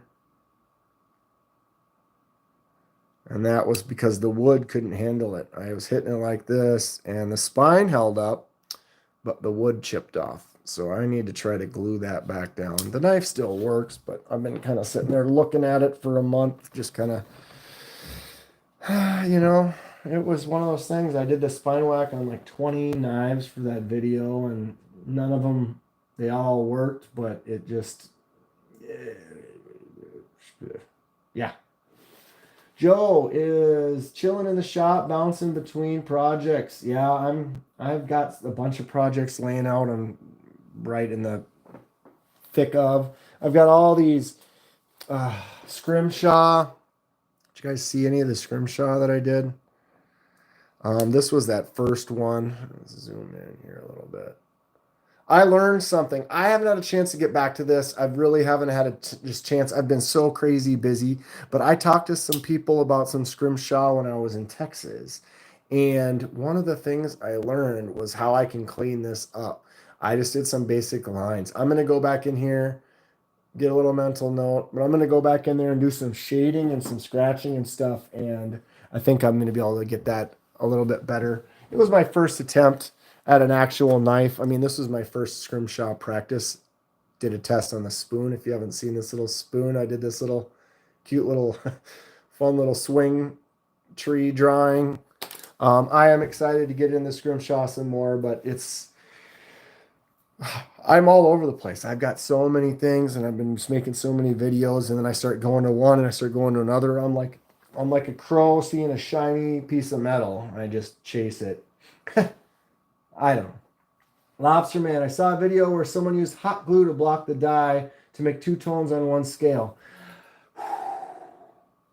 Lobster Man. If you go back and watch my dye video for this right here, the Kizer Amicus, I had some issues. It has a hollow kind of a, let's see if I get the light going through there, or if I just go like this. It's got this pattern underneath there and the scales. And I put hot glue on the inside of this with the attempt to kind of do that as like a masking area. And let me tell you, that hot glue was a mess. It was a mess. But I also did it thick, and it got stuck in the spot. And if I'd done it differently, it might have peeled off easier. But that is something to think about with that, with the two tones. You could also do some other things as some resists. Sometimes like a wax, depending on if it's smooth, or you can even mask it off if you do it right. Or I saw someone use Elmer's glue, but it also depends. Like if you have the dye is hot, that that was the thing, is I was using hot dye, and then the hot glue even started to melt a little bit, and then now you have to deal with that. And there's some techniques that I want to mess around with some more. I'm into it. I'd love to try. Sensor, I'm a sucker for wood handles, but they definitely chip. Yeah, they do, and I would like to make some more wood handles. I have that huge Bowie knife that I want to make a handle for. I'm considering, although I don't think I need to. You guys see this silly knife that I got when I was like 12? This is a little loose here. I got to figure out if that screws off or not. But the reality is the handle is in great shape, to be honest. It's a fantastic piece of wood. It's really held together. Obviously the blade, young Kenman, look at that. I must have hit the back of that with a hammer or something to really get that dented. But I'm going to try to clean this up a little bit. If anyone knows how to clean these up without damaging it too much. The other one that I've had forever was the old BSA folding knife. I did clean this up a little bit. Right? So I kind of wiped these down, gave them a little kind of a bit of a sanding. I don't know how much further I want to go with it, but what do we think? I kind of want to just let it be what it is, but it was covered in rust, so I was able to get most of the rust off. You can see there's a little more rust still kind of in a few spots. I can go back and kind of give this a little bit more attention and try to finish cleaning it up. Beautiful scrim. Well, thanks, Joe. It was the first. I definitely want to get into it. I have a background in painting and art and drawing. I used to teach a painting class back in the day. One of those paint and sips, if you've ever seen some of those, where people come in, average would be 10 to 20 people come in and then get a couple cocktails and some appetizers, and then I teach them how to paint. It was super fun. I enjoyed it. But it wasn't, only get a few hours a week, so I wasn't really able to make a career out of that. But it was fun. I do it, and pyrography. pyrography on mammoth ivory. That expensive stuff, Joe? What is pyrography? Tell me about that, Joe. I'm interested. What's up, Marco? Does your machine have the ability to laser etch images? Like, I have a great TI Kubi monster dog. I'd love to get some sort of monster dog etched in a two-tone anno. At work, we have several machines. They're huge machines, and some of them have rotary, and some of them have cameras, and some of them have photographic kind of abilities. So it's certainly possible. I don't have any examples right now. If you go back in my videos, the CJRB Agave, I did that one. That was an actual photo that I switched to black and white and then kind of grayscaled out, since you're not going to really be able to get colors with it, but you can do that grayscale. So I did a few, we've done some on like some cups, like you get your coffee cup, where we would do a mark on there. I've done some photos, where you actually have a photograph and you can recognize the person, so you can get a good grayscale image. So it's certainly possible. The issue, like I said, is worried about screwing it up. You know what I mean? Because that would just suck. That you do it and then it just doesn't turn out. But the reality is if it is something like you have like that TI Kubi, we take it apart and then we would take that scale, right, and flip it over. And now we have most of this surface area where we can do tests, and we can test and test and test, and then find a setting that looks pretty good. And then we go for it, and then you can mark it on here. And then when you put her back together, you're never really going to see those tests on the inside. So it's something that we could do. Maybe since it's as that delicate of a thing that I haven't done yet, on Kaleidoscope, I will try to do a few more, and then I will show some examples, and then we get it kind of dialed in and feel pretty comfortable with it, and maybe it's something we can try. Like I said, I just don't want to. I'm fully transparent on my noviceness. I do a lot of marks, but when it comes down to something like titanium and it's a new material, every time you get a new material, you got to do tests. And when we get some parts in that we're going to be marking, usually they give us a couple extra that we'll then use and we'll mark up, and we'll just make sure that we get a nice clean look before we actually start really doing the run. But yeah, message me, Kaleidoscope, if you're interested. We could do some tests, and like I said, watch for some dies or some laser marks in the future, and we'll see where we go with it. Lobster Man, so much to do, so much on the to-do list. It's life, I tell you, and I keep adding more. I add more all the time. I don't even know. Either stabilize your wood or use the one that is extremely hard. Yeah, that's a thing. What was the stabilized? I got the Ahab Artisan Cutlery. This one is super cool. I got this at Blade Show, Texas. It's got the hidden pivot. I think that's really cool. It's just a neat design. But this is stabilized wood. And so you get a nice piece of wood, and it might be a little bit more delicate, but you throw it in that stabilizer, you can end up having a nice solid thing. But just like anything you get, you beat on it and you might get a chip in it at some point in time. And that's just the way it is, Joe, I can't draw to save my life. Drawing is something. Wheezy's got to go. Wheezy, thanks for coming in. You guys are going to be getting a knife. I'll give you the tracking information soon. I apologize. It's been busy. I needed to film another thing with that Tidiest before it went out. But yeah, it will be coming to you soon. Thanks for tuning in. I appreciate you. But okay, here we go, Joe. Pyrography is the fancy way of saying burning a picture into something. Burning a picture. What are you getting me interested in right now? Damn it.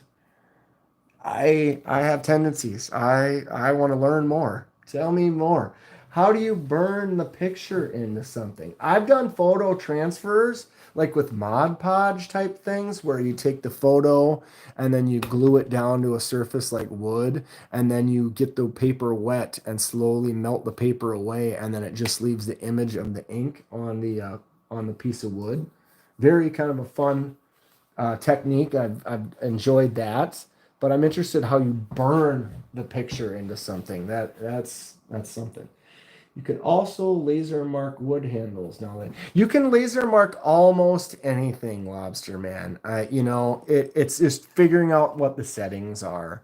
We do some plastic stuff where it took a while to figure out because you got like a clear piece of plastic. I don't really have anything as an example. I guess like this Ultim. You could laser mark on that, but more often than not, it's going to be gray or kind of a burnt kind of a color, because you're not really you're changing it with the laser, but it's not, like this. You're able to kind of make it that white or make it like silver or give it kind of a metallic look. But on plastics, things like that, you're not always going to be able to get it right. But I've done some laser marks on some Frisbees and some things where you can make it work. It just takes a little bit more to dial it in. So it's possible. Certainly possible. What's happening? So where are we? That's what I want to talk about. Okay, let's get this MSI out of the way. What do you guys think of the apocalyptic finish? Two-tone. That little section right there. Very cool. I love this knife, even though the detent is not the greatest. It is what it is. Still a cool knife. Okay. Anybody recognize these? These are the scales from my Kizer Lieb. My brain. I've got a couple of adjustable temp burners with different tips you can change. Oh. Interesting, Joe. I'm going to look that up and start watching that. I have an addictive personality of process. I find things that have a cool process to it, and I want to do it. I want to try it out. I want to mess with it. I want to see what it's about. So this Kizer Lieb, you can tell a little bit. I don't know if you can on camera or not. Top one, bottom one. Notice the top one is a little bit more rough, and this one's got some smoother sections. The top one I did not change. The bottom one, we did some dye, and then I started sanding it. And so the sanding has made it a little bit smoother. It's gotten rid of some of that rough kind of micarta texture, I guess. Definitely feels smoother, and this has got that little bit roughness to it. But I also threw it in a little bit more of that green to kind of really darken it up.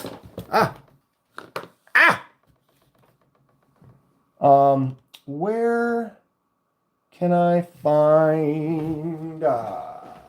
Yeah, over here. Sorry, I gotta stand up. There's my Bugai, the Kizer Bugai. This is basically what color this was.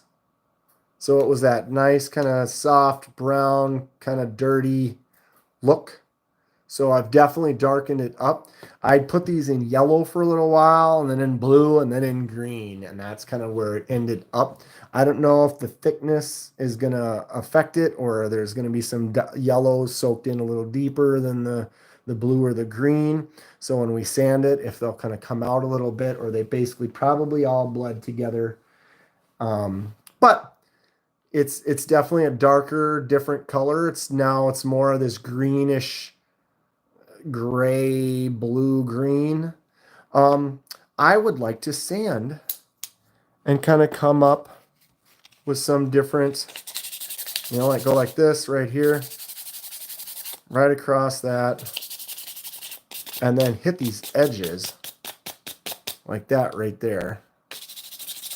And what's going to happen is I'm going to get dust all over the place. But we are going to get some variety and some kind of weathered. Hit it a little bit harder in some of the spots, like right here. Boom. And then some spots you just don't touch it all. And you kind of let it be random. hit it a little harder here and there. All right, sorry I'm off camera here a second. I'm trying to make sure I don't totally dustify my... Okay, kind of see what's happening. See, like right along here, getting that lighter color and then this little bit of lightness, kind of a natural weathered look. That is what I'm going to try to go for. One of the nice things about a weathered look is if we don't like it, we can kind of evenly kind of sand it down and then just throw the whole thing back in a dye and then darken it up to a color again and maybe make a change. Joe, sorry, I'm the same way. My shop is a mad scientist lab. I hear you on that. I hear you on that. It's fun though to be able to have that space and be able to use it and be able to do stuff. That's great. It's a nice outlet. Okay, I'm going to hit it a little harder right in the spot where you would like, oh, that's where there's going to be more use, like that natural wear over time on the raised areas like that. Maybe go right, I'm going to roll this up a little bit and go right inside the crease on part, like right there. See? Now some of this might not show up as well off the bat, but I've done a lot of stuff. I actually make armor. Want to nerd out for a little bit here. Before Star Wars became what it is today, I was a lot larger into some things.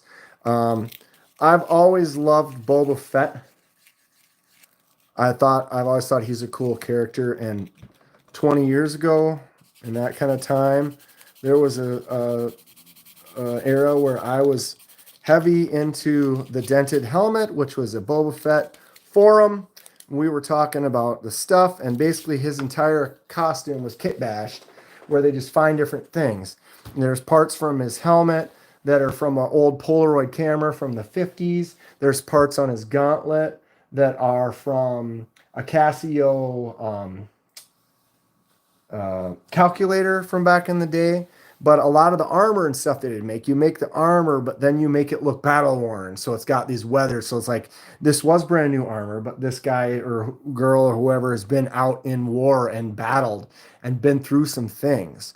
And so each scratch kind of symbolizes like use and time and change and just the fact that it was once new, sure, but things that get used change and evolve, and that's kind of what weathering is about. And I really like doing it. It's super fun. You get some interesting things. It's not going to look brand new. There are times where you're going to want something that just looks brand new, like this Concept Fenrir that just looks mint. And it's kind of one of those knives where I will probably baby a little bit. I definitely have some knives that I'm not going to be carrying around and cutting things with like all over the place all the time, when I've got another knife in my pocket that I can make some cuts and dirty stuff with, and then ones that I can have a little bit more showy kind of knives. So there's different looks for everything, and it's what people like and what they want to see. But in this one, in the case, I wanted to try some weathering. What's everyone think about this?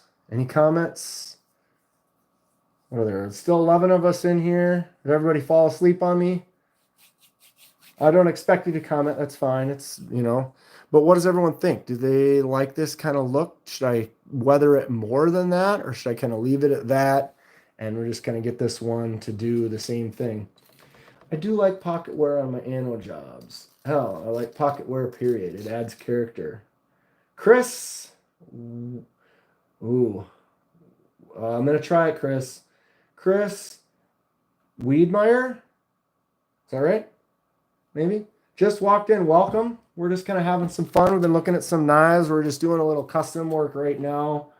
Kaleidoscope Knives likes it. I dig it. Sensor, Kevin Smith Knives. Leave it.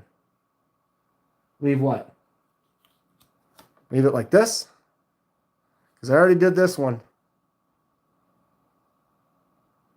Leave it? Don't leave it. Well, I'm going to have to do something now. Where I'm at this point is if I hate it, like I said, I'm going to have to re-dye them. But then the problem is now is because this is now smoother and this is still rough, I'm going to at least have to sand this to make it smooth like this. And then I could dye it again. But, you know. Nah, we were just geeked into what you're doing, I think. I appreciate that. I appreciate that. I like it. Perfect. The one you did. Kevin Smith. Leave it. The one that I did. Oh, okay. So this one here, he said, yes, that looks good as is. So let's go ahead and try this one, right? So that is really, I can't believe how much of that texture I wore off of that already. Okay, let's get crazy and where the button is. Ooh, look at that already. Instantly. Right? Who was it? Yeah, Jimmy Crow sent me some videos of a few knives that he did this to, and it was inspiring for sure. He's done some cool weathering techniques on a couple of them, and I thought it was pretty neat. And like I said, because I've done a lot of weathering before with some other stuff, and I've always enjoyed it. When I make gauntlets and armor and stuff, making it weathered is my favorite part. You know, and then it's like you're almost creating a little story, or you're trying to, you're trying to see what's, how did it evolve? What happened? You're out on some adventure and it dropped and it hit this, and that's how that chip got there. And then, use this.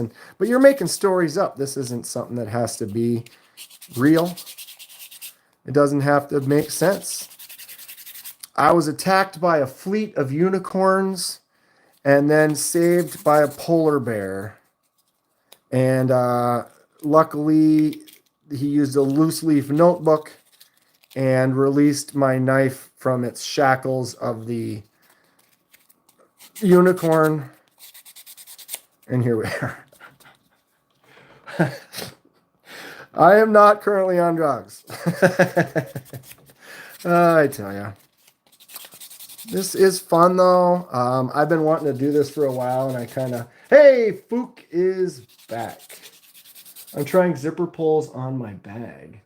Robo. Zipper pulls are nice. I have some 3D printers that I've done some 3D printing with. I actually have a resin printer, which is really cool. You can make some pretty nice detailed stuff with it, but I have not used it for a while. It's another one of those things where I've been sidetracked and haven't had a chance to mess around with it very much. And then you don't get it out. And then the next thing you know, another month goes by. And here we are.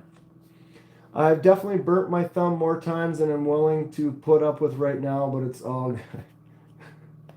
What?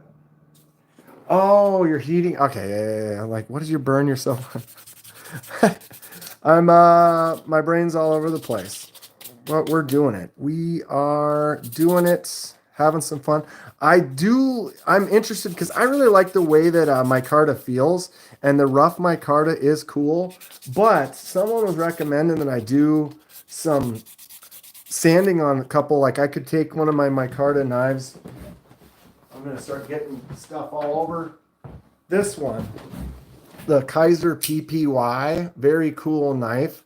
But the way this looks, it might be worthy of going in and sanding. Oh, look at that Kizer action. Woo! I got that. Was that a double clutch? But yeah, I've thought about taking this one apart and just sanding this scales over and over just to make them extremely smooth. Might be something to try. Be maybe fun. Kaleidoscope retracted. About damn time. Yeah, Fook, where you been? No, just kidding. Just kidding. Take care of yourself. His polar bear unicorn saved his knife from the clutches of the evil pull through sharpener legged centipede Fook. Yeah. Read that sentence again. Who watches Birdshot? You guys see the Birdshot video where they were talking just the other day, and he left his knife in his pocket and took his pants off and went to bed. And then when he woke up in the morning, pulled his pants on, and somehow the knife opened in his pants, caught on his pants, cut his leg, and he ended up getting stitches all down his leg. Crazy. What does that teach us? Before you take your pants off, take your knife out of your pocket. Definitely, I take everything out of my pockets. I don't know, it's just kind of, I've been kind of used to doing it, I guess. I don't know, I don't like leaving stuff in there, and then if you'd end up washing them or whatever, but in that case, man, oh, I know, right? Of course, if at least it was just his leg. Oof. But he ended up getting cut in like 2 spots. If you go and watch that video, there's one clip where they show like the stitches, and you're like, oh, could you imagine being awake for like 30 seconds? The next thing you know, you've got a 4-inch cut on your leg. Like, and we're going to the hospital. I'm glad he's okay. That is a lesson to learn, though, I tell you. Okay, let's see if I can get in here and kind of make a few more of these highlights kind of stick out a little bit. And plus, it's going to change. You know, micarta does change over time. Just naturally wearing in the oils from your hands and stuff like that. All right, pocket dump before pants off. Yes, 100% yes, Chris. Joe got to take off. Go get some food. Enjoy your night, Joe. Thanks for tuning in. Good time. Mattisfaction just had to rebuild a knife he washed in the machine. Oh, yeah, that's something. Throw it in the wash. Oops. I saw a couple of videos. I saw a dye video that someone did where they didn't even take the knife apart. Right? Like, didn't even take it apart. Like, literally just threw the whole knife in the dye. And because the knife is all metal and the scales are the only thing that will soak up the dye, that's what happened. But, I mean, it was also submerged in liquid water dye, which I guess if it's only a couple of minutes and you dry it off, am I bouncing the camera? Sorry there. Then it should be fine. But at the same time, sketchy. Am I bouncing the hell out of the table here? I apologize if that's the case. I need to learn when I'm doing some stuff like that we may need to, I need to be careful not to bump that camera. Okay, are these starting to have a similar kind of a look? Now, does this one look darker than that one does? It does, doesn't it? At this point, now this looks darker. I might have to add a little dye to kind of even them out a little bit. Maybe I just need to rub this one. Yeah, that might be it. Okay, what color are you going to dye these? Are you talking about these kaleidoscope? Because these I already dyed. These were that light. Where did I set that? How did I lose that knife already? How in the hell? Oh, it's right here. Ah, God. What color are you gonna? Okay, yeah. It wasn't this kaleidoscope. This was this color. It was that kind of soft light brown, and then I added some yellow and added some blue and green to kind of get it to where we are now, and that's where we're at. So as you can see, where I'm sanding it down, we're starting to get that closer to the original color that it was. But we don't want to bring it all the way there. We just want to kind of get it close. Maybe I did it a little too much in that spot right there. I am going to create a little inconsistency or non-uniformedness. I'm into that. But that's another thing too. Like I said, if we don't like what we've done, I can always go back in and add a little bit more. And I might even take different paper, sandpaper, like a lighter or a finer paper, and then make it a little bit smoother. We'll see.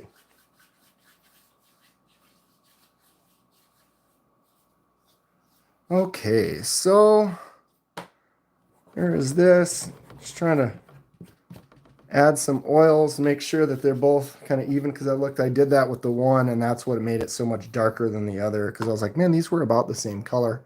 And they are. Okay. What's everyone thinking? Do we like this? All right, what I'm going to do is my hands are covered with crap. So I am going to go like this really fast.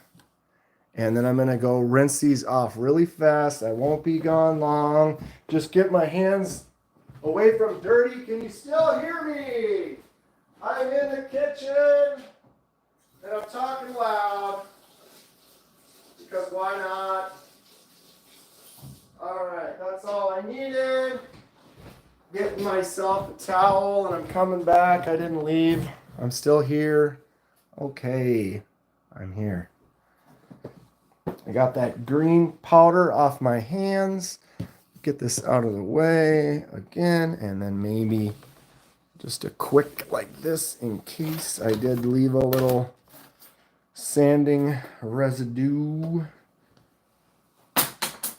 And drop one on the floor. Wow. So I got those wet. Robo's taking off. All right. Thanks for coming, Robo. Good to see you. I'm sure I'll talk to you soon. See you on Tri-State's next live or my next live or both. I'm OCD about the stuff in my pockets, where it goes and where I put it when I get home. Yeah, me too, Robo. I definitely have little trays and stuff where things go, and put the wallet here, put the keys here. Otherwise, you might not find them in the morning, right? All right, boys, I'll catch you later, Robo. Good to see you. Thanks for coming. Foop's calling you a quitter. That's okay. Okay, so by rinsing these off, they are going to change a little because I got them wet. That will darken them up, and it is going to dry a little bit more. But we do see a lot of this weathering significantly stick out. Do we want to do any more? It looks like this one is definitely got some more where I did that heavier push right there. This has a lot more of that kind of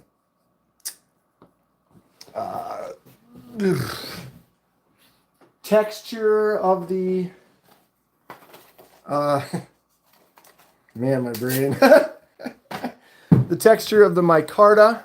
I have a slightly finer piece right here. I'm gonna hit at this for a second. Maybe do some circles. Just get it smooth. Chris, the left side does look better. So that's why you gotta keep hitting the right side and try to make them look even. Although the reality is you can never really see them both at the same time. So that's kind of one of those things where as long as they complement each other enough, we'll be good to go. But that's kind of the way the process works. You kind of do one for a while, and then you look at them both, and then it helps you see that, oh, that's how we want it. So let's make the other one look like that, or as close to it as possible. Get in these cracks a little bit again. And just pick some random spots. That's the hardest part, is to be as random as you can, because sometimes you just get so into doing the same thing and it gets too uniform, and then it just doesn't look as good. All right, I'm gonna try to wipe this off with this towel quick.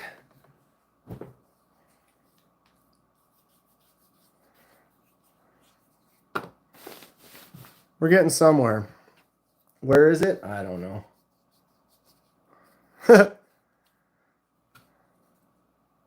Boom. Do we like this patch right in the center? Like, do I want to keep that there, or do I want to remove some of that patch and make it look a little bit more like that? I don't know. I don't know. The picker clip will be right there. It's kind of hard to follow along with the chat sometimes when you miss a couple parts. Well, what else? This stupid thing. Oh, what a dumb knife. But look at how much better it opens now. Remember at that unboxing, I tell you, I could not get this to open, and now it's pretty much effortless. What an ugly, stupid knife.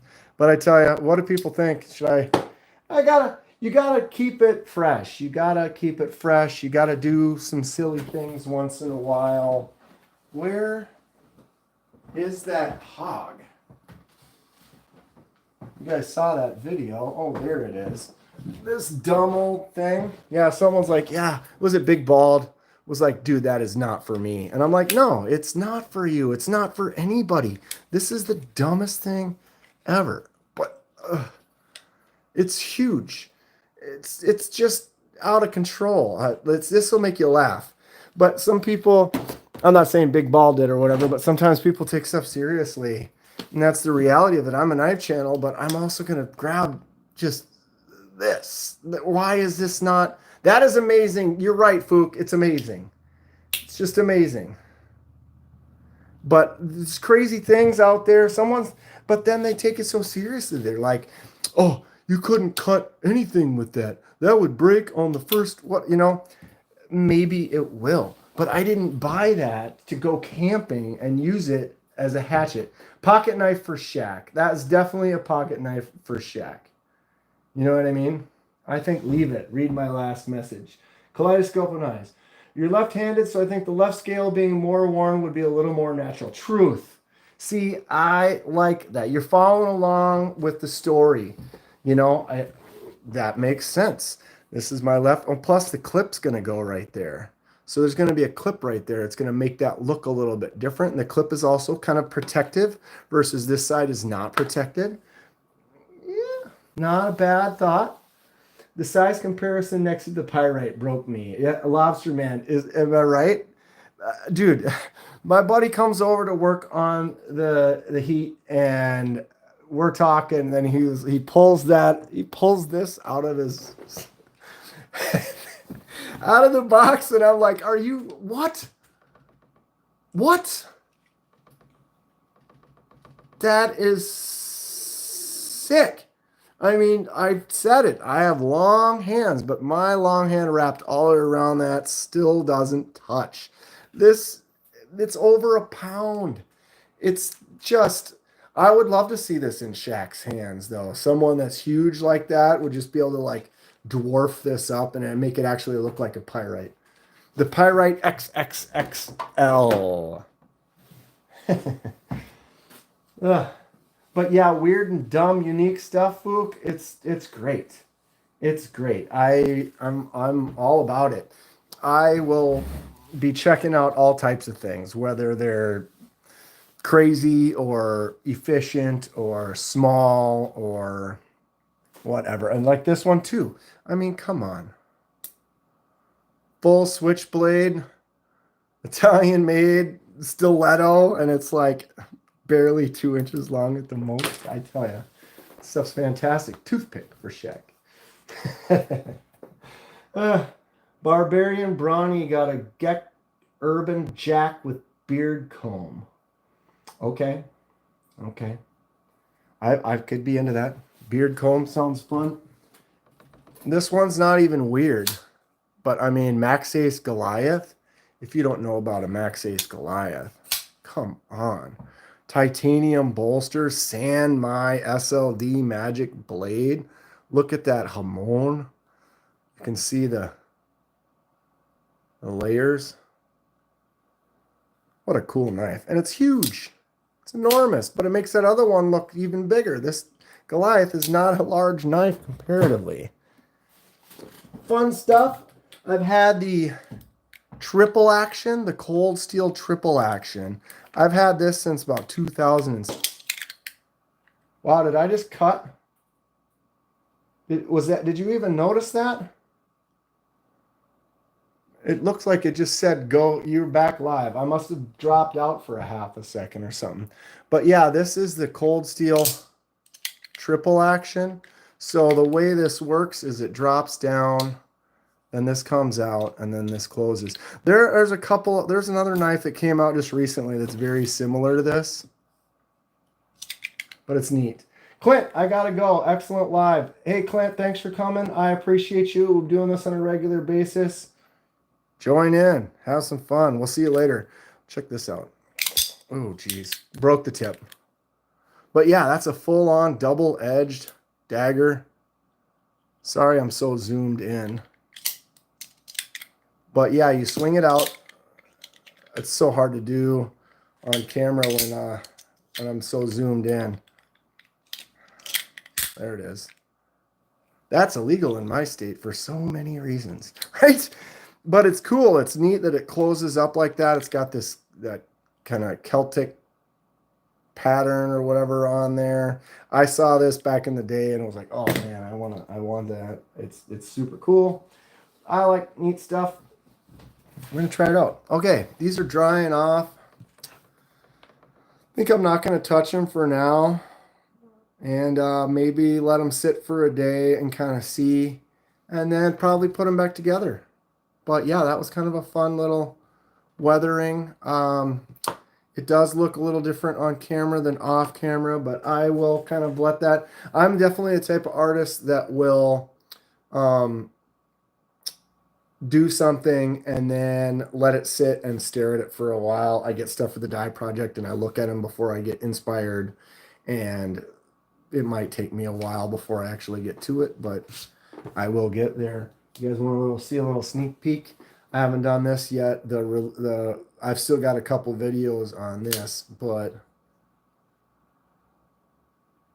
what do we think about that one? Another fade. Yellow to kind of green to blue on the mangrove. It's kind of fun. Little secret little hint on something that's coming up pretty soon. It's been interesting. I've been having some fun with those dyes, and I've been dialing in some different things, and so you'll be seeing some neat stuff coming out really soon. I'm excited for it. Definitely excited for it. Oh, this one I'm going to do pretty quick too here. This little teeny, what's this, the chipmunk?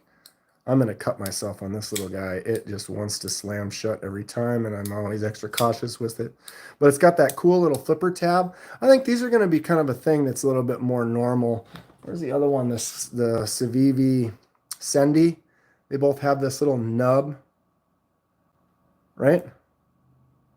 But it's just a nice, the way that flipper tab works. You just kind of get in there and it just flicks out really cool. I dig it. It's neat. Guy at my work carries that triple action. Yeah, it's an interesting knife. Like I said, I've loved that for years. It's just a cool design. You guys think it looks good? Came out sweet. Thank you. I appreciate it. The fade was pretty good. Man, I've been wanting to try a green to blue fade. Any tips? Well, Lobster Man, I think I'm figuring out the fade. You just need to get yourself a motor. Just get yourself a little motor that moves at a very slow pace. I've even seen people make them with a drill, where you tape the drill to going at the slowest speed that it can go, and then tie a string to it, and then I use that to pull something somewhere. It just depends. I would say that you want to do the green first, and then the blue. The blue generally will be darker and a little bit easier to control than the green. And try not to dye the green. So like if you were going to dye this green to blue, I would start dipping half of it, a little more than half of it in the green and kind of slowly pull it out of the green. You could even just do that by hand. You could have it there and just kind of slowly kind of pull it out and get a little stepped up. But the slower you kind of move it, the more that fade will be gradual. But get some green going, some nice green here, and then go back and then do it the other way with the blue, and then try not to dip the whole thing in. You know, like when I did this one, I did the whole thing in yellow this way. So put it in, it started coming out right away. So there's not much yellow and then a lot more yellow towards the end. And then I turned it around and then did it in green, but I only dipped it to here with the green. So it kind of bleeds and fades up. Did it like that a couple times with the green, and then I did it from here down with just the blue. And that's kind of how I ended up there. If you now that motor that I got though, it was less than $10, something like that. I got a taller container so that instead of, because they were sitting in there this way, and then they would slowly come up like that and then start raising up vertically. Well, now they all drop into my container completely vertical and come straight out vertical. So I'll be able to get a lot more consistent with the fade on the die. That's kind of where I'm at this time. I was asking about the Chipmunk earlier. Yeah, Fook, the Chipmunk is a cool little knife. It's great. It's tiny. It's super fidget friendly because you got the front flipper, you've got the rear, the failing rear flipper, and the thumb studs are big. I feel like the thumb studs are almost a little bit wider than the knife, but the thumb out works really good, and the flick, except for I hit my index finger on it. It's just a great little guy. Tiny little thing. Pocket clip can be swapped. I'm excited to die it. What color should I do on that one? How have you decided your coloring? Yeah, that's exactly, Fook. I don't know. How should we do it? Someone recommended, who was it? They said I should do it like a chipmunk. Try to get some stripes across there. I don't know how I could make that happen, but it could be interesting. It'd be fun. Oh my goodness, what are we at here? What have we been doing? 2 hours? We've been going for 2 hours? How does that work? All right. Still 19 of us in here. How much did we get up to at the most, Fook? This is probably max. I think we never really got over 20, which is great. I appreciate all of you. Like I said, even if there was only 5 of us here, I still would have done this, and I'm having some fun. And this is how you get going. If you go back to the channel and start watching from the beginning, you evolve. You get a little bit better. As I started, I cringe a little bit when I watch them, but it's kind of one of those things. You just get a little more comfortable. You get a little more in the zone. You get a little bit more used to, all right, here's our knife, what we're talking about, and learning some more things. One thing is I've learned a lot is about knives, knife companies. What feels good? What doesn't feel good? Why am I happy with this and why am I not happy with that, kind of a thing? Why isn't that thumb out working for me? But I feel like I've really evolved. It's the channel has only been going around for 6-7 months, I think. But just how much I've grown as a knife collector, how much I've learned about the feel of things, and we learned about some double clutch stuff today. Let's look at that one more time. Okay, I also noticed the flick out is harder for my right because of the cutout. The cutout is deeper on this side, so the flick out for the lefty is easier to do than the righty, and that's why I was struggling. Plus, I'm just not as good with my right.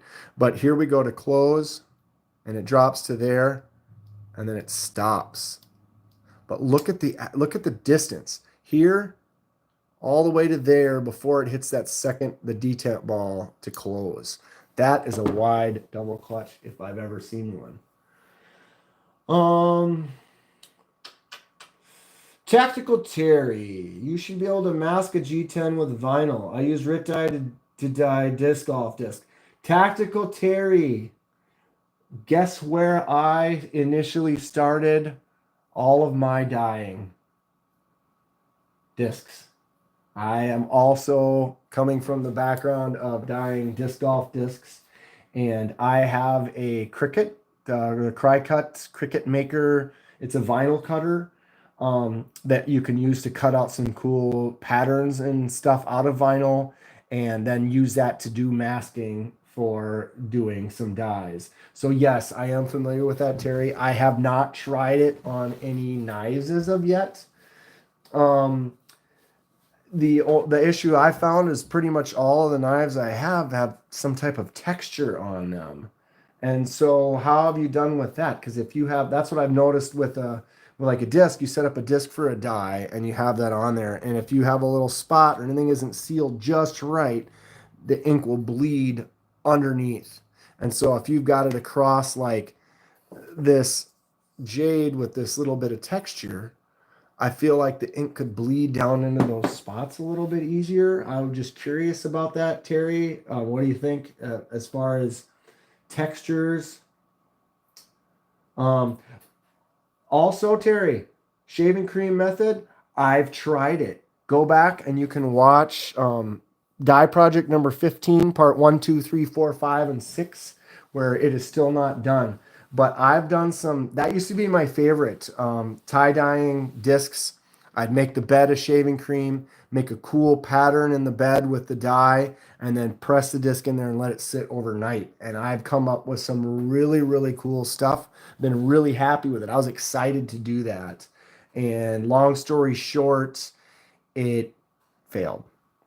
The ways that I do it, it wouldn't sit right and it wasn't soaking in, and I had issues. I struggled. I really want to do some marble dyes. If we go right, I can reach right over here, and here is a scale that I already attempted to do. You can see there's maybe, I don't know if you can see that on camera. There's a little bit of pink in there, but nothing took. It really didn't take at all. And I do want to marble that out, and I intend to. I just haven't had a chance to figure out how to do it. Fred the Log, hello, Fred. How are you today? Having some fun, just talking about some custom stuff. But yeah, the shaving cream method, also I use the white G10. I found that the white is interesting. It's really dense, so it doesn't soak in quite the same as like a jade, where the jade, you can kind of see through it. It's like, I feel like the jade has it's more translucent, so maybe the dye can soak through that particular material, even though it's still G10. Like the white G10, I just feel like it's saturated with that white. It's so white that light does not go through this. You know what I mean? It is solid. This is like solid white. There is white pigment everywhere on that piece.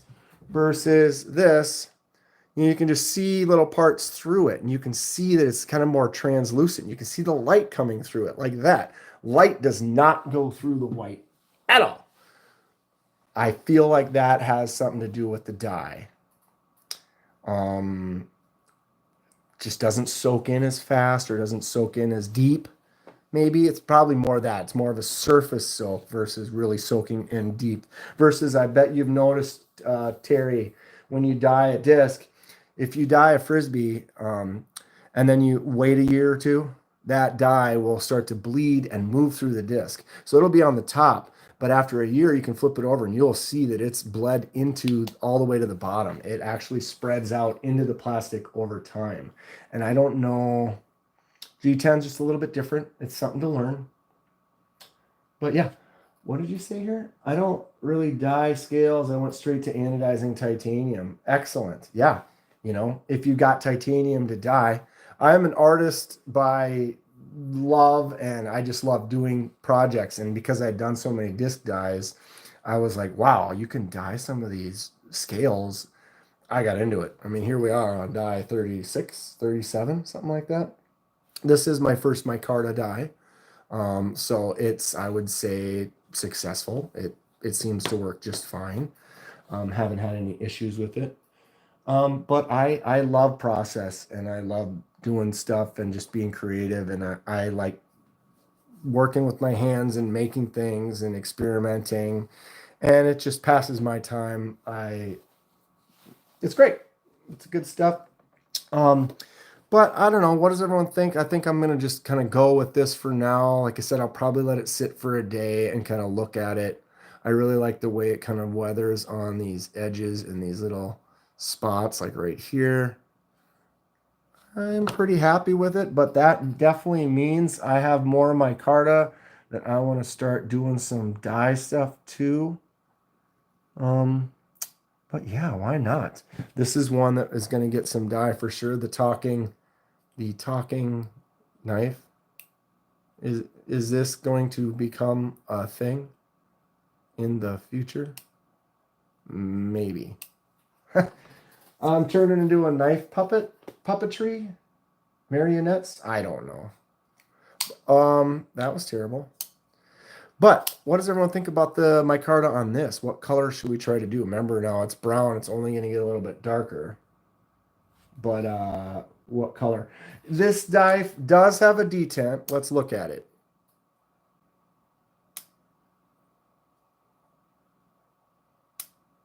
It seems like when I do this, boom, oof, ish, oof. It does. It does. But it also does this very, very easily. So it is one of the talkers. And so are you. That's going to end up being a skit at some point, I have a feeling. Do red on the talker. Yes, I was thinking that too. It's definitely going to end up being more maroon or kind of a burgundy kind of a color. But I think it would be cool. Ron Burgundy, this bad boy. God, the blade shape is just cool with the harpoon piece way out there on that tip. It's fun, even though it's got that poor detent. It does flick out nice. Flipper tab works pretty good. See, that's the thing too. Let's try to fail this flipper tab. Very light pressure. And it still fires all the way out. So, I don't know. It's kind of a weird... Plus, maybe it's because this hole is way down here. Like if it's up here, I can flick it out, but I can't really do that as much. So, things to consider for the future. Lobster red. Beefer Baron in the house. What's going on, Beefer? Having a good time? What you been doing tonight? Anybody else live? Anything going on the YouTubes? Well, I did make partner. For those of you who didn't see, I'm starting to get my badges kind of created and my emojis and stuff like that. It's pretty neat. Stuff kind of changed on my studio, my YouTube studio, where they've got the little dollar signs next to the thing. I've earned $15, ladies and gentlemen. $15. I'm rich. I'm totally rich. I don't do this for money though. This is something that I just have fun with, and interacting with people has been great. And I quite enjoy my job. It's funny. I was in the restaurant business and management and stuff for years. And then with the COVID, that kind of fell out, and I was doing weddings, and you can't really do weddings when the COVID was going on. And so I was kind of chilling out, and then ended up getting this part-time laser marking gig and ended up really loving it. It's like an art job. I go in and I get this, here's a tray of 30 things. I need to make them look nice and with this mark looking good, and then mark them up. And then we get this tray of these 50 things and this. And then I get all these tools for medical operations and stuff, where I do like lung graspers and like tweezers and forceps and stuff like that, where I got to put like serial number or something like that on them. And I found that there's an artistic side to it that's actually really fun, and I quite enjoy it. I'm loving my job, and this is a side thing that I do for fun when I'm home, and it's been great. Just eating some chicken from Lee's famous recipe. That sounds delicious. I'm actually pretty hungry. I got home, I didn't eat, and then I got ready and I started doing this, and now it's 8 o'clock. It's fine. I'll eat something soon. I don't know what. Lobsterman, that's half a Gerber. Half a Gerber? Unless you buy this stupid Gerber. Then you could almost buy the whole Gerber. I won't be doing this again. But did you guys see this stupid unboxing? Okay, so this is like the secondary lock that doesn't stay back very well. And then it flips out. It's kind of an interesting shape. I was going to do a laser mark on that. Well, I still am. But then I was like, oh, look, crossbar style lock. Except for it isn't a crossbar style lock because this has a spring assist. So it's got a weird secondary lock and a spring assist. This is, yeah. I'm definitely Gerber, Sativians, the cheaper knives, 7CRs. I'm starting to graduate away from that. I will experiment with it. Like I said, some of these would be nice just to do for like tests and things. But the reality is this one I'm gonna extra test. It's kind of garbage.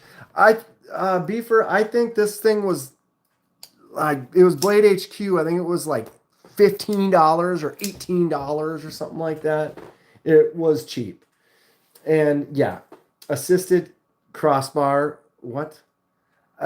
And then this other weird lock that doesn't really work. It doesn't stay back.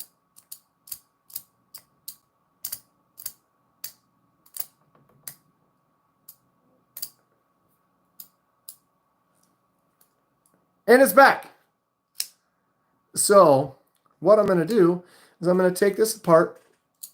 I'm going to probably remove this lock completely and never put it back on.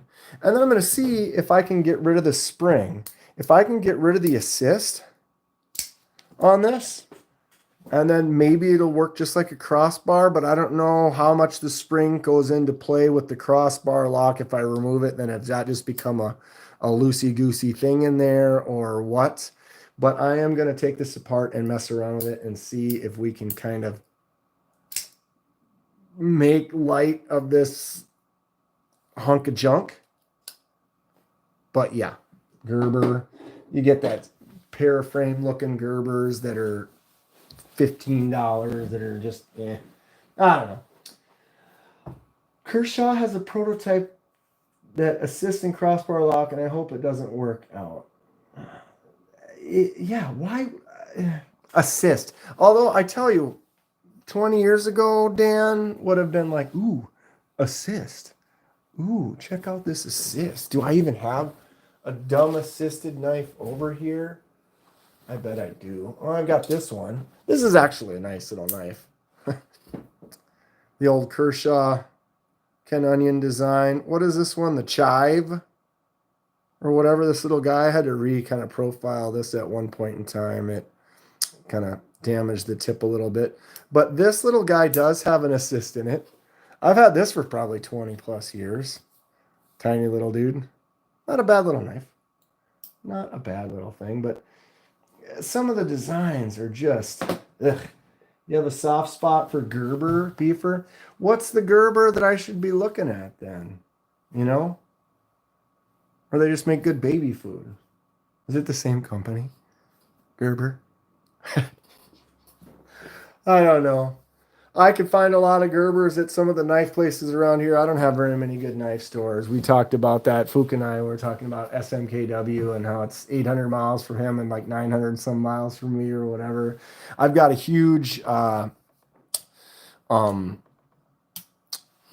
Cabela's close by, and they don't have a good selection. I mean, they have some Benchmades. They have a few nice things, but they got a whole row of garbage. Echo, echo, echo, echo. I love the Echo. Tell me this knife isn't rad.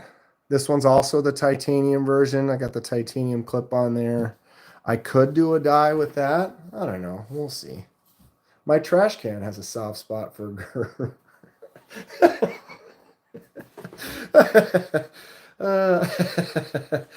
I do have I did have one Gerber that I had in my pocket, and I was flying once, and it was like one of those small little ones, and I ended up having to just surrender it. You know, you're like, it was only $15, I guess. Here you go. Nothing else I can do with it. I already checked the bags. I seen Gerber come out with an almost $200 folder. I kind of laughed. You know, it depends on their, if they want to do it and they have the means, they could get the materials, and it's not that they wouldn't be able to make something. My local Walmart has decent stuff. Cricket, Buck, Kershaw. Really? Mine does not. I got that $5 Ozark Trails. Is that what it's called? The Gerber Gator. Gerber Gator. Beaver Baron says Gerber Gator. I'll check it out. I'm not afraid. I don't know if I'll be getting any more Sativians. Here's my Sativian. It's funny.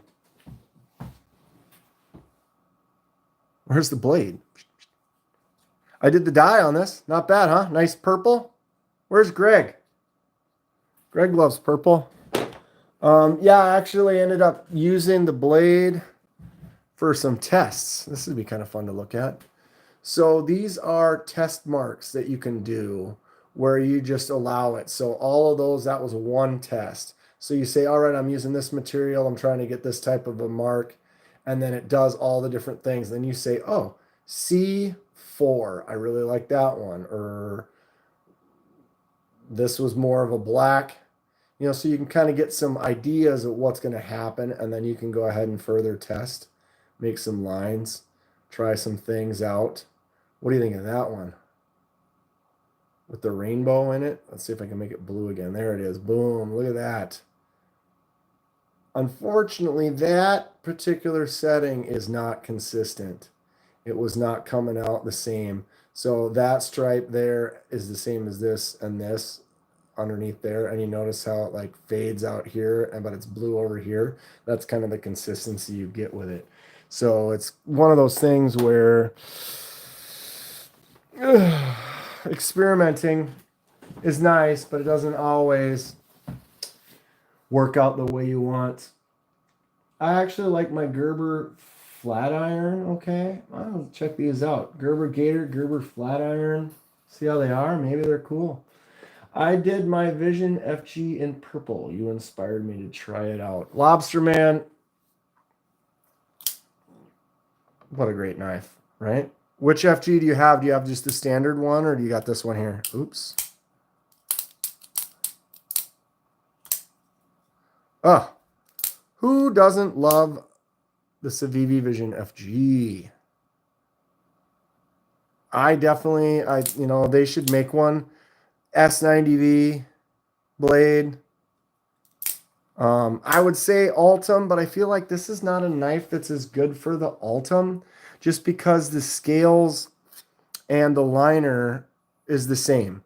So the liner is got the same hole in it, but it's just solid. So when that, if that was Altum sitting on top of there, you would just see right through to the scale, and that would be the end of it. Versus like on this Hectare, you can see all the inner stuff going on. That's one of the things that makes Altum really cool. I mean, right? You can see all that stuff through there. Now, if it was just solid and you didn't see any of that underneath there, it was just a solid piece, it wouldn't be any, it would be yellow, but it wouldn't have all that extra stuff going on. And that's really what I think. Me personally, what I think Altum is for. It's a great showcase chunk that you can use to see some stuff underneath. There's my other Altum, would be the Civivi Bull Tusk, but you can see that nice liner lock right there and the holes. It just gives it that extra, right? Tell me the Bull Tusk isn't rad. What do you guys think of this? The style of this? Do I need to make my lives a little bit more formatted, or do we like this just playing around kind of thing and just bumping in different knives here and there? I don't know. It'll evolve into something more. And like I said, I do want to do some where I'm basically just, we got a project for the day. This was kind of our project for today, But I don't know. I'll ask more, and we'll talk about it, and we'll let it evolve and see kind of how it goes, and figure out what's fun, what's not fun. Should we test the old poop knife. Tri-State's got an orange one. This was my first actual review. If you go all the way back, this is the one that started it all. The original poop knife. Silicone covered. It's got a steel core, nice and solid. Dishwasher safe. Bleh, bleh. But yeah, if anyone ever asks, this is the original poop knife. Has it been used? Yes. On poop? No. On my video, I did a little demonstration with a nice brownie. Nice little chunk for us to cut into, to kind of let everyone see what it was all about. And yeah. I don't know. If it's a knife and it's weird, I might be interested in buying it. The Damascus. I was after that one, and you said it was great, and it is. Yep. I do like the Damascus style of that. It's very cool the way that they did that with those kind of almost like teeth looking pattern. I love it. I think it's rad. And the white is definitely, as far as dyeing anything goes, if you've never dyed something before, I think white is the best base to start with, because that base leaves you open to everything. Because it's white, the white is going to react with the colors, but white will make things pop more. If you want to make it really dark, you can leave it in there a really long time and get it nice and dark. But initially, the white is going to make it boom. So you can get a lot more bright colors, some bright yellows, some bright oranges or reds, purples, whatever color you want it to be. You are able to use that white mixed with it to really pop off, versus the jade.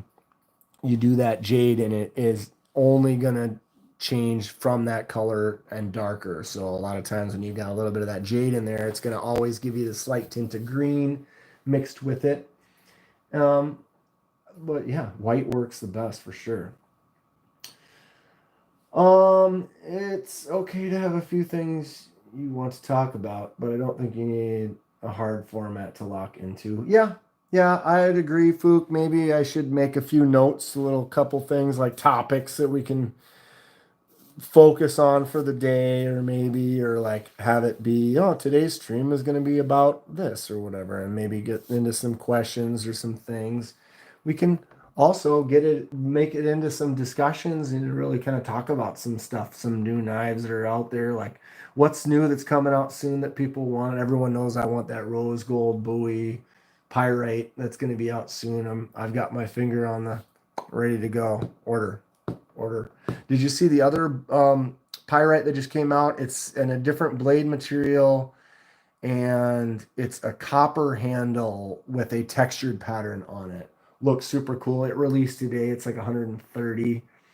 I kind of like it, but I really want that rose gold one, so I'm kind of holding on for that for now. But maybe I'll get that other one too at some point. But there's so many good pyrites out there. I mean, the pyrite.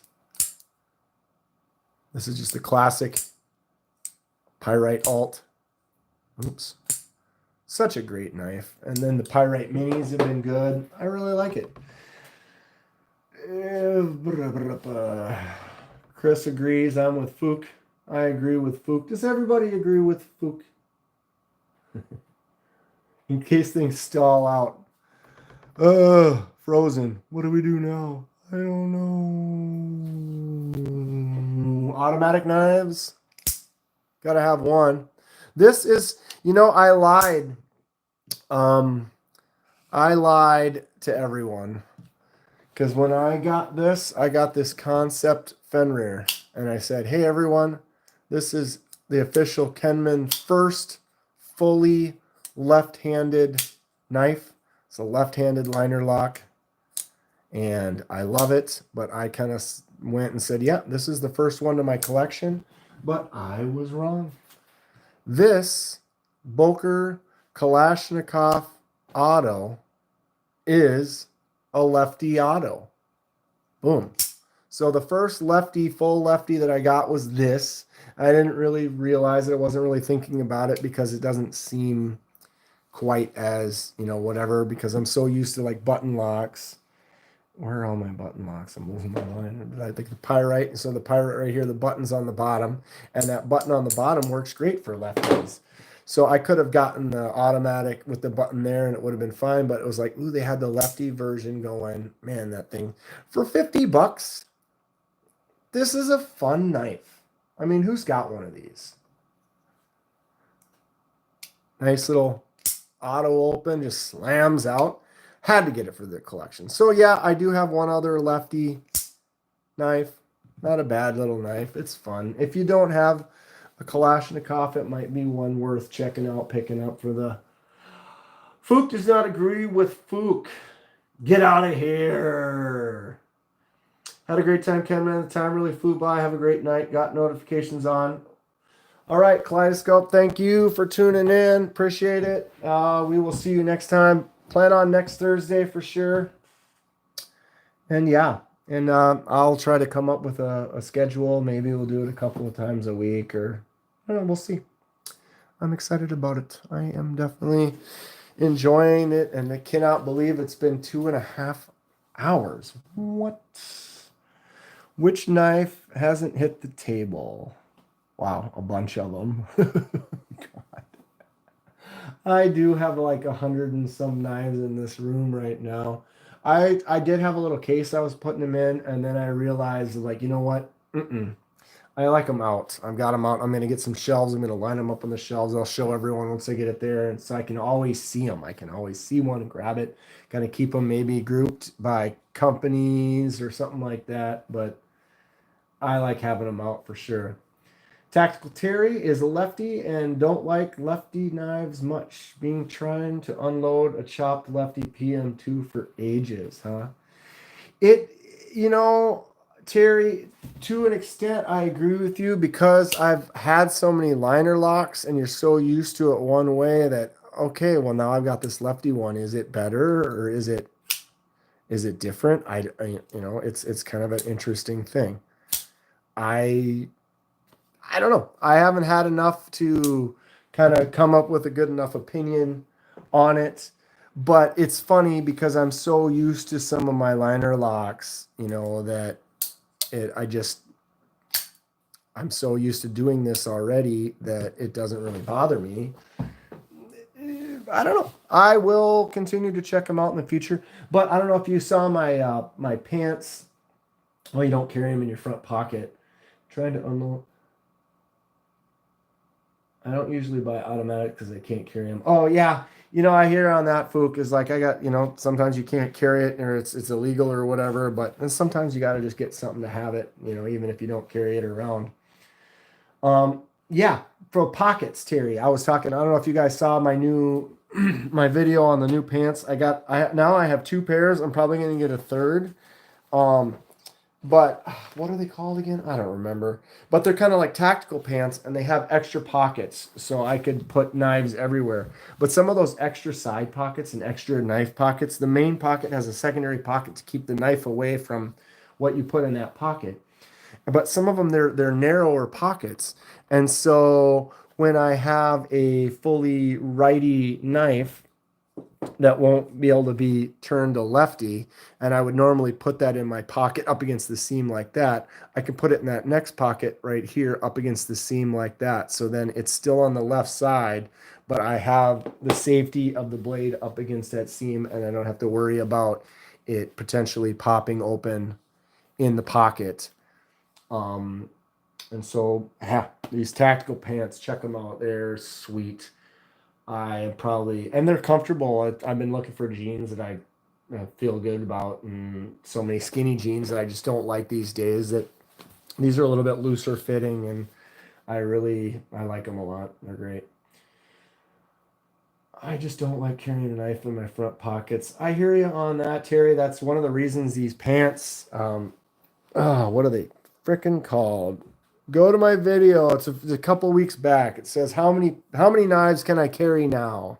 And it talks all about the pants. They're like $50-$60, but they have these nice pockets. And then everything's reinforced. So all the places where you put a knife, that seam is like doubled over and then double stitched. And so everything's going to wear out slower, which is pretty cool. I have a couple pair of the off-grid pants. Off-grid pants. Off-the-grid pants. I'll have to check those out. I'd be interested. Yeah, anytime anyone has any recommendations, knives, pants, anything that involves this hobby, tell me about it. You guys see the laser mark on this one? This is the one I cut myself on in that video, this rake. I went like this, and then the blade was coming down, and I had my thumb out, and it went right there. Wasn't great. But now that I've gotten used to this knife has a really nice action to it. It feels good.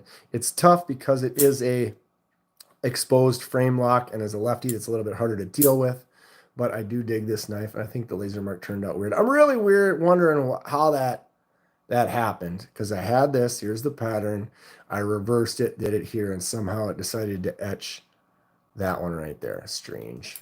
Very strange. Yes. But anyway, it is holy 9 or 8:40. I had no idea that I was going to go for this long. Thank you all so much for hanging out with me. Really had a good time. We're going to be doing this some more. Stay tuned. I don't know what to say. If you enjoy what you see, please hit that like button and subscribe if you'd like to see more. I almost said that a million times, but you guys already all know that. You've already done this. You've already been there. We have more adventures to go on. Stay tuned. Join me. I appreciate everyone's feedback. Yeah, in the future, like I said, feel free to say anything. Tell me what you think. I'm an open book as far as it goes. I like to be as transparent as possible, and I like talking to people about knives. I love knives. Some of the people at work are all like, man, enough with the knives. But, this is where I can go. I can meet with you all. We can have some fun. You can check out my stuff. I'm going to continue posting a full video every day and some shorts. Yeah, a lot of good stuff coming up. That's the one thing I don't like about having 8 or 9 videos done and ready to go is I'm so eager to share it. And then, oh my God, I have some knives out on the porch right now. I got to go get. They've been sitting out there for 2 hours. I heard the guy walk up right before I started. It's 2 boxes sitting out there. What was I saying now? Lost it. But yeah, more stuff coming. Like I said, I appreciate everyone for tuning in. Tune in next week. We'll see y'all soon. Have a great night. Who's still here? Fook, Terry, Chris, Lobster Man. I appreciate you all. Let your friends know. Join the party. Let's keep growing. Almost to 4K. I'll be doing a giveaway soon. Stay tuned for that. I really appreciate you all so much. And yeah, we will see you all soon. Stay sharp. We'll see you next time.